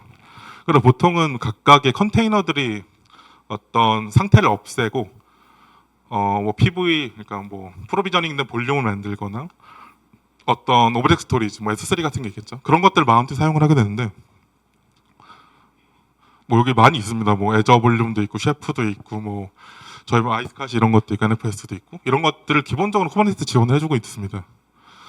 그래서 뭐 CSI 드라이버로 이런 것도 접근을 하게 되는데 예를 들어서 벡터 DB를 S3로 붙고 그걸 CSI 드라이버로 붙는다고 하면은 원래 로컬에 그냥 PC에 설치했을 때는 뭐 스냅샷이랑 기능 쓸 수 있겠죠. 뭐 참고로 그 파인콘의 서버릿은 그거 지원 안 해서 좀 실망했는데 부탁드리고 싶고요. 여튼 보면 한 5분 정도 걸립니다. 좋은 일반적인 PC에서. 근데 S3 마운트하고 CSI 드라이버로 해서 쿠버네티스에 올리면 2시간 정도 걸려요. 그러니까 애초부터 이런 컴퓨팅 자원이 접근한 페이로드가 너무 달라졌다. 이런 것들을 좀 알 수 있고요. 그러면 정말 블록 스토리지를 잘 사용해야 되냐. 좀 비싼 스토리지가 되겠죠. 블록 스토리들이. 굉장히 비싼 스토리지고. 예를 들면 쿼드란트라는 저희가 벡터 DB를 많이 사용하는데 오픈 AI도 내부에서 사용하고 있다고 알려져 있습니다. 근데 IOPS라고 해서 이런 네트워크 환경에서 디스크를 마운트했을 때 혹은 로컬에 설치했을 때 대역폭을 표시하는 단위들이 있습니다. 저희가 AWS에 파트너십을 하고 했는데 한 10,000 정도를 받았어요. 근데 전 고객이 다 쓰는 게 10,000 IOPS. 근데 쿼드란트 딱 한 개가 50,000 IOPS를 요구하더라고요. 그리고 프로덕션에서 잘 쓰려면 한 200,000 IOPS를 달라. 그래서 저희가 이제 AWS 영업을 통해 여러 말씀을 드려왔습니다. 하루 IOPS를 유지하는 데만 한 $400 정도? 그러니까 사용하지 않고 유지하는 데만. 그러니까 애초부터 벡터 DB를 알려진 것들 매니지드가 아니면 현재의 클라우드 인프라와 좀 괴리된 사양을 요구하고 있는 거죠. 그래서 아까 전에 뭐 티어링이라고 말씀을 드렸는데 우리가 그러면 블록 스토리지는 최대한 좀 아껴 쓰고 오브젝트 스토리를 많이 써야겠다. 그래야지 고객에게 좀 어떤 사스 원가를 내릴 수 있겠다. 이런 생각을 좀 많이 했고요. 그리고 많은 것들 시도를 했는데 온프레미스의 어떤 스토리지도 많이 고민을 했습니다. 아까 말씀드린 뭐 50K IOPS라는 게 상당히 높은 부분인데 예를 들어 저희는 뭐 NVMe라는 그 최대한 좀 빠른 규격의 어떤 스토리지를 20개 혹은 50개 이상 연결을 하고 그걸 200G 이상의 네트워크 본딩을 해서 두니까 이제 사용을 할 수 있어요. 한 1000개 정도 고객을 받을 수 있던 거죠. 근데 이걸 또 오라클 클라우드에 여쭤봤습니다. 거의 불가능한 수준이었고요. 저희가 리전을 사는 게 아니다. 네. 그래서 이걸 정말 쿠버네티스 엔터프라이즈에 올리기 위해서는 기존의 벡터 DB를 그냥 사용하는 건 내가 우리의 벡터 DB 하나만 사용할 때는 가능했습니다. 근데 여러 벡터 DB를 어떤 매니지먼트 해야 된다는 시점에서는 상당히 어렵더라. 그래서 이런 많은 고민들을 하게 되었고 그 관점에서 아이스카시 같은 네트워크 드라이버를 마운트하거나 혹은 뭐 셰프라고 부르는 미나이오라고 부르는 쿠버네티스에 올라가는 분산 스토리지를 또 만들게 좀 되었습니다. 그래서 그쪽엔 최대한 스냅샷들을 계속 저장하고 그것도 오브젝트 스토리지에 최대한 저장을 하고 고객이 사용하는 시점에 최대한 블록 스토리지를 빠르게 이동을 하고 또 그것도 아니라고 하면 스토리지를 쓸 수가 없겠구나. 애초부터 우리는 메모리에 올릴 수밖에 없구나. 벡터 DB 페이로드 이렇게 하드하기 때문에 이런 생각들을 좀 많이 하게 됐고요.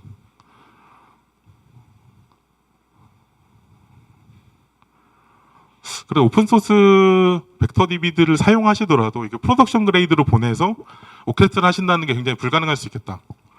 토스에서는 사실 뭐 밀버스랑 많이 사용을 했습니다. 굉장히 많은 장애를 겪었고 어려움이 있었기 때문에 그런 부분들이 존재를 했고요. 여기 저희 스터디 자료에 좀 일부라서 좀 내용이 발표랑 적합하지 않을 수 있는데 뭐 이런 과정들을 거쳐서 계속 디스크, 네트워크, 메모리 그리고 우리가 SSD가 되었던 하드가 되었던 어떤 방식 전략으로 디스크에 접근해야 이 서비스를 유지하고 계속 운영 배포할 수 있을까? 이게 좀 많은 고민이 있었습니다. 그래서 최종적으로 내린 결론은 디스크에 특화된 클라우드 몇 개를 좀 생각할 수 있었고 일단 저희가 IDC에 넣을 수 있는 벡터 DB에 특화된 스토리지와 어떤 서버들을 구축을 하게 됐고요. 그래서 수십 테라 이상의 메모리나 수백 테라 이상의 SSD 풀 스토리지를 가지고서 벡터 DB를 조금 견딜 수 있었다. 사실 이건 저희가 좀 높은 차원의 벡터 DB를 사용해서 그럴 수도 있습니다. 여기서 보면은 뭐 이제 요거는 좀 빠지고, 네.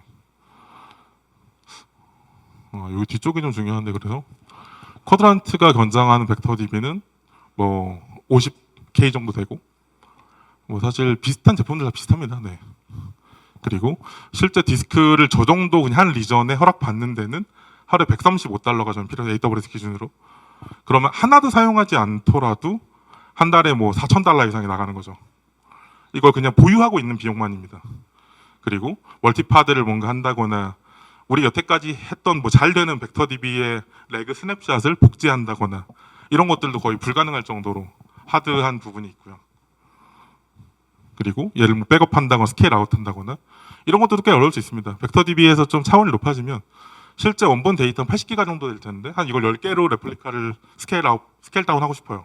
라고 하면 전체 네트워크에 부하가 걸릴 정도로 큰 부분일 수 있고요. 사실 이건 벡터DB니까 완화돼 보이지만 LMM은 조금 더 심각할 수 있습니다. 사실 그건 다른 발표에서 이야기한 적도 있는데 그런 중간 소프트웨어적인 분산 스토리지 이런 것들 레플리카를 만들고 복제하고 계속 어떤 싱크를 맞추고 이런 것들을 일부 좀 또 포기하게 됐습니다. 그래서 저희 테스트하는 벡터DB에서는 항상 최신의 결과를 보장하지만 우리 라이브 프로덕션은 특정 시점에 스냅샷밖에 내보낼 수 없다. 이런 것들도 어떤 좀 제한 그리고 실제 마지막에 얻은 좀 결론이 됐고요. 일단 네 뒷부분이 조금 틀어졌는데 일단 저희 발표는 이 정도까지일 것 같습니다. 그래서 결론을 내려보면 현재 굉장히 많은 어려움이 있습니다. LMM 자체로는 서비스하기 어렵고 벡터DB의 차원은 너무 높아져서 그걸 자연적으로 근사하기가 어려우며 근사하지 못하고 프로덕션에 배포했을 때는 굉장히 좀 많은 문제들이 있더라. 그리고 그걸 반도체 칩으로 해결하기도 하고 벡터DB 안에 인메모리 벡터를 운영하기도 하고 이런 것들이 저희가 좀 겪은 오늘 발표하려던 주제였습니다. 감사합니다.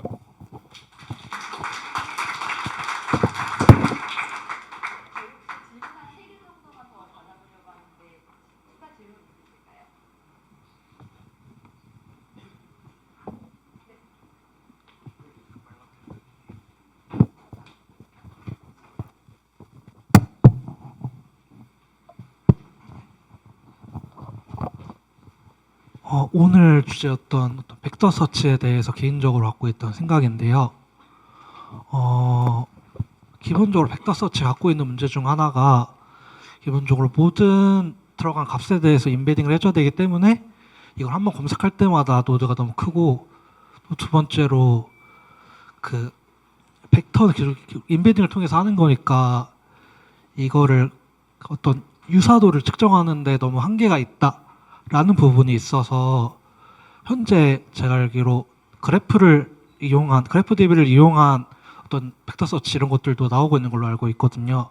오늘 발표했던 내용 중에도 내용이 뭐 GNN 지식 그래프 이런 내용이 있었고, 근데 제가 이거를 찾아보거나 검색을 해봤을 때 이게 외국권에서는 좀 나오는 것 같은데 한국권에서는 거의 뭐 나오는 게 없더라고요.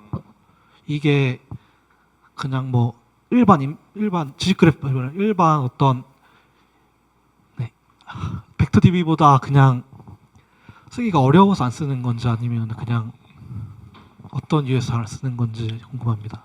일단 벡터 쪽에서 지식 그래프가 조금 어렵게 쓰이는 이유 중 하나는 GNN을 가지고 인베딩 만들고 잘 될 수 있습니다. 근데 서비스하는 시점에 그 지식 그래프를 복귀하기가 굉장히 어려워요. 예를 들어 유저에 대한 지식 그래프를 만들었다. 유저에 대한 모든 정보를 가져와서 그 그래프를 다시 만들고 GNN을 태운 뒤에 인베딩을 뽑아서 비교를 해야 되는데 이 앞쪽이 굉장히 어려운 거죠. 그래서 GNN 계열이 실시간으로 서비스하기 좀 어렵습니다. 뭐 그럼에도 불구하고 저희도 이제 지식 그래프를 하는 회사랑 사실 협약도 되어 있고 계속 기술 교류를 가지거나 인포시스라는 팀이랑 같이 하고 있고 이런 것들을 되게 중요하게 보고 있고요. 사실 사람은 어딘가 지식 그래프가 있을 것 같아요. 그리고 사실 트랜스포머도 뭐 지식 그래프가 아니라고 하더라도 GNN의 어떤 특수해다라고 알려져 있습니다. 트랜스포머의 구조 자체가 이것도 그래프이기 때문에 그래서 둘의 관계는 굉장히 중요할 것인데 현재는 그걸 상용으로 쓰기에는 좀 어려움이 많이 있더라 실시간으로. 그래서 좀 덜 쓰이는 것 같습니다. 그래서 제가 요즘 주목하는 건 지식 그래프 자체를 LMM으로 만들고 그걸 다시 인베딩화하는 이런 것들을 많이 보고 있고 이게 좀 큰 도약이 되지 않을까 생각을 좀 하고 있어요. 네.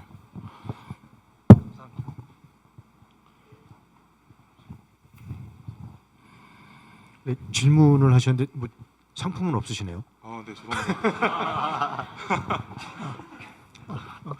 죄송합니다. 그 개인적으로 궁금한 게 있어서 혹시 여쭤보고 싶어서 이제 하는데 예를 들어서 이제 나는 철수에게 아이스크림을 주었다. 그는 그것을 먹었다라는 문장이 그 두 개가 있을 때 그 만약에 커리로 그 철수가 무엇을 먹었는가라고 하면은 아마 앞에 것을 찾을 수도 있는데 뒤는 못 찾을 거란 말이죠 아마. 네.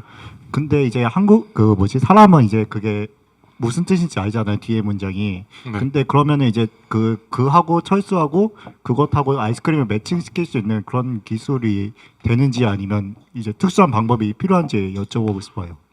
약간 질문을 잘 정리해 보면 뭐 뒷부분에 정보가 없을 때 앞부분은 어떤 의존관계, 디펜던시 파서 같은 게 존재하는지 여쭤보시는 걸까요? 그 뒤에 문장도 이제 LLM이 잘 찾을 수 있는지 이제 그 잘 찾아서 이제 답변을 해줄 수 있는지 그게 일단은 가능하다고 말씀드릴 수 있고요. 지금의 임베딩은 예를 들어 A랑 A를 뭐 A 프라임을 비교해서 그런 학습하지는 않습니다. 그래서 학습 방법은 어떤 질문이 존재하고 그 질문에 가장 가까운 답 하나와 그것과 틀린 답을 수십 개, 수백 개, 수천 개, 수만 개 배치를 해서 인 네거티브 샘플링을 하고 있어요. 그래서 같은 걸 맞춘다기보단 다른 걸 떨어뜨리는 전략을 많이 사용을 하고 있고, 또 하나는 쿼리의 어떤 프리픽스 인코딩을 하고 있습니다. LLM 쪽에 혹시 좀 관심이 많으시다면 뭐 챗 ML이나 그런 템플릿 인스트럭션 튜닝을 아실 텐데, 그런 것처럼 이건 질문이고 이 질문에 해당하는 답을 매칭하는 능력을 좀 많이 학습하기 때문에 그런 관계도 잘 찾아낼 수 있습니다. 지금 이게 후기에 나온 임베딩들이 이런 특성을 가지고 있는데 대부분 소타는 그 형태이기 때문에 된다고 말씀드릴 수 있을 것 같아요. 각 그 문장 단위로 임베딩을 시켰을 때도 그걸 찾을 수 있다는 얘기죠. 네, 가능합니다. 근데 그것만으로 안 되는 테스트가 분명히 있어요. 임베딩이 한 10억 개쯤 됐다, 1억 개쯤 됐다라고 하면 결국 확률적인 문제로 이상한 게 나오게 되는데, 그러면 LLM과 또 같이 쓰게 됩니다. 임베딩을 만드는 LLM을 또 만들게 되고, 뭐 이건 하이드라고 잘 알려진 기술인데 내가 알고 있는 약간 느슨하고 잘 모르겠지만 어렴풋한 기억으로 답을 하나 만들고 그걸 통해서 여러 개를 만든 다음에 평균 임베딩을 하나 뽑아냅니다. 그러면 내가 정확히 기억은 못하지만 내 기억 어딘가에 있는 최대한 잘 접근할 수 있는 방법이고, 이런 것들 매칭, 키워드, 시의 적절성, 그러니까 얼마나 최신성이 있느냐 이런 것들을 종합하면 사람처럼 꽤 많은 것들 기억할 수 있게 되죠. 그래서 결국에 검색 추천, 임베딩 뭐 이런 것들 다 하나의 기술처럼 보이게 됩니다. 감사합니다. 네.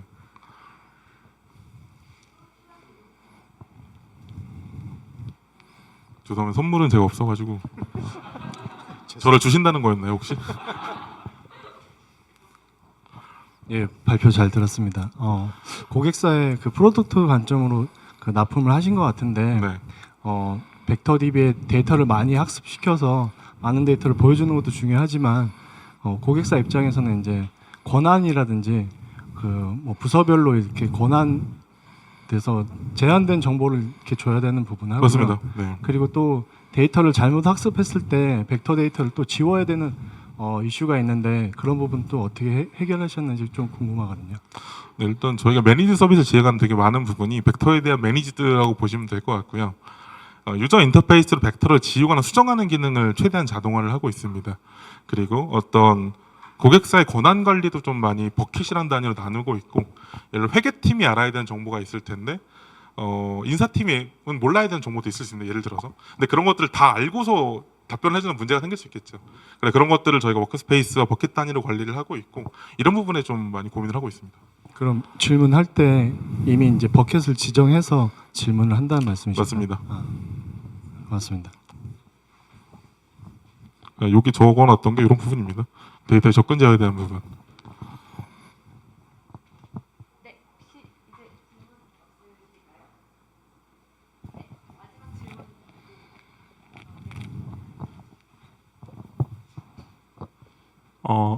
말씀 들어보니까 개인적으로 궁금한 게 생겼는데, 그 아까 말씀에서 RAG를 쓰면은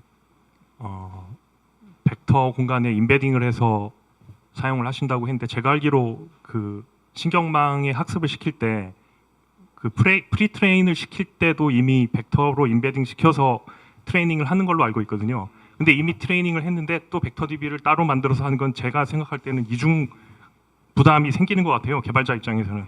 그래서 최근에 예를 들면은 뭐 이게 맞는 비유인지는 모르겠는데, 테슬라의 자율주행 같은 경우 초기에는 그 절차적 언어로 자율주행을 했잖아요. 예를 들어서 빨간불이면 쓰고 파란불이면 뭐 가고 이런 거를 네.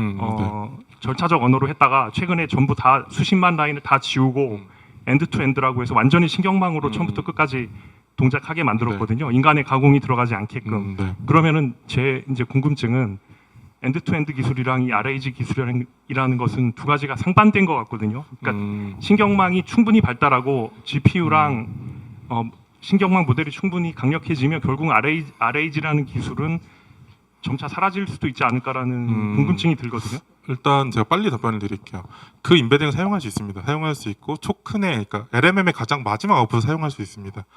그리고 그 성능이 정말 좋아요. 그러니까 그러니까 뭐 점수로 따지면 99.7, 뭐 99.9 이렇게 나옵니다. 근데 그걸 한번 추론할 때마다 우리가 넣은 전체 대상의 제곱만큼의 연산이 필요합니다. 이런 거를 크로스 인코더 형태라고 하고요. 이런 것들로 정답을 구하는 메소드 존재하는데 거의 무한의 연산량이 필요하기 때문에 못 하고 있는 겁니다. 그래서 저희가 임베딩을 하는 것들은 크로스 인코더처럼 어떤 매트릭 공간을 구부려서 최대한 잘 구부리고 이렇게 비틀어서 그렇게 학습할 수 있는 공간에서 그걸 할 수 있어요. 근데 저희가 쓴 벡터 DB는 플레인을 완전 매끈한 어떤 리턴의 공간 같은 곳에 잘 뿌려놓는 방식입니다. 그래서 데이터 연산 성능이 제곱이 아니라 n 아래로 떨어지게 되죠. 그래서 말씀해준 방식이 가능하나 거의 무한의 데이터와 연산량이 필요 못하는 것이고 지금 우리 쓰는 방식은 최대한 값싼 방식이다라고 생각해주면 될 것 같아요. 네, 공간을 구부리지 못해서만 벡터 DB의 공간을. 감사합니다. 네.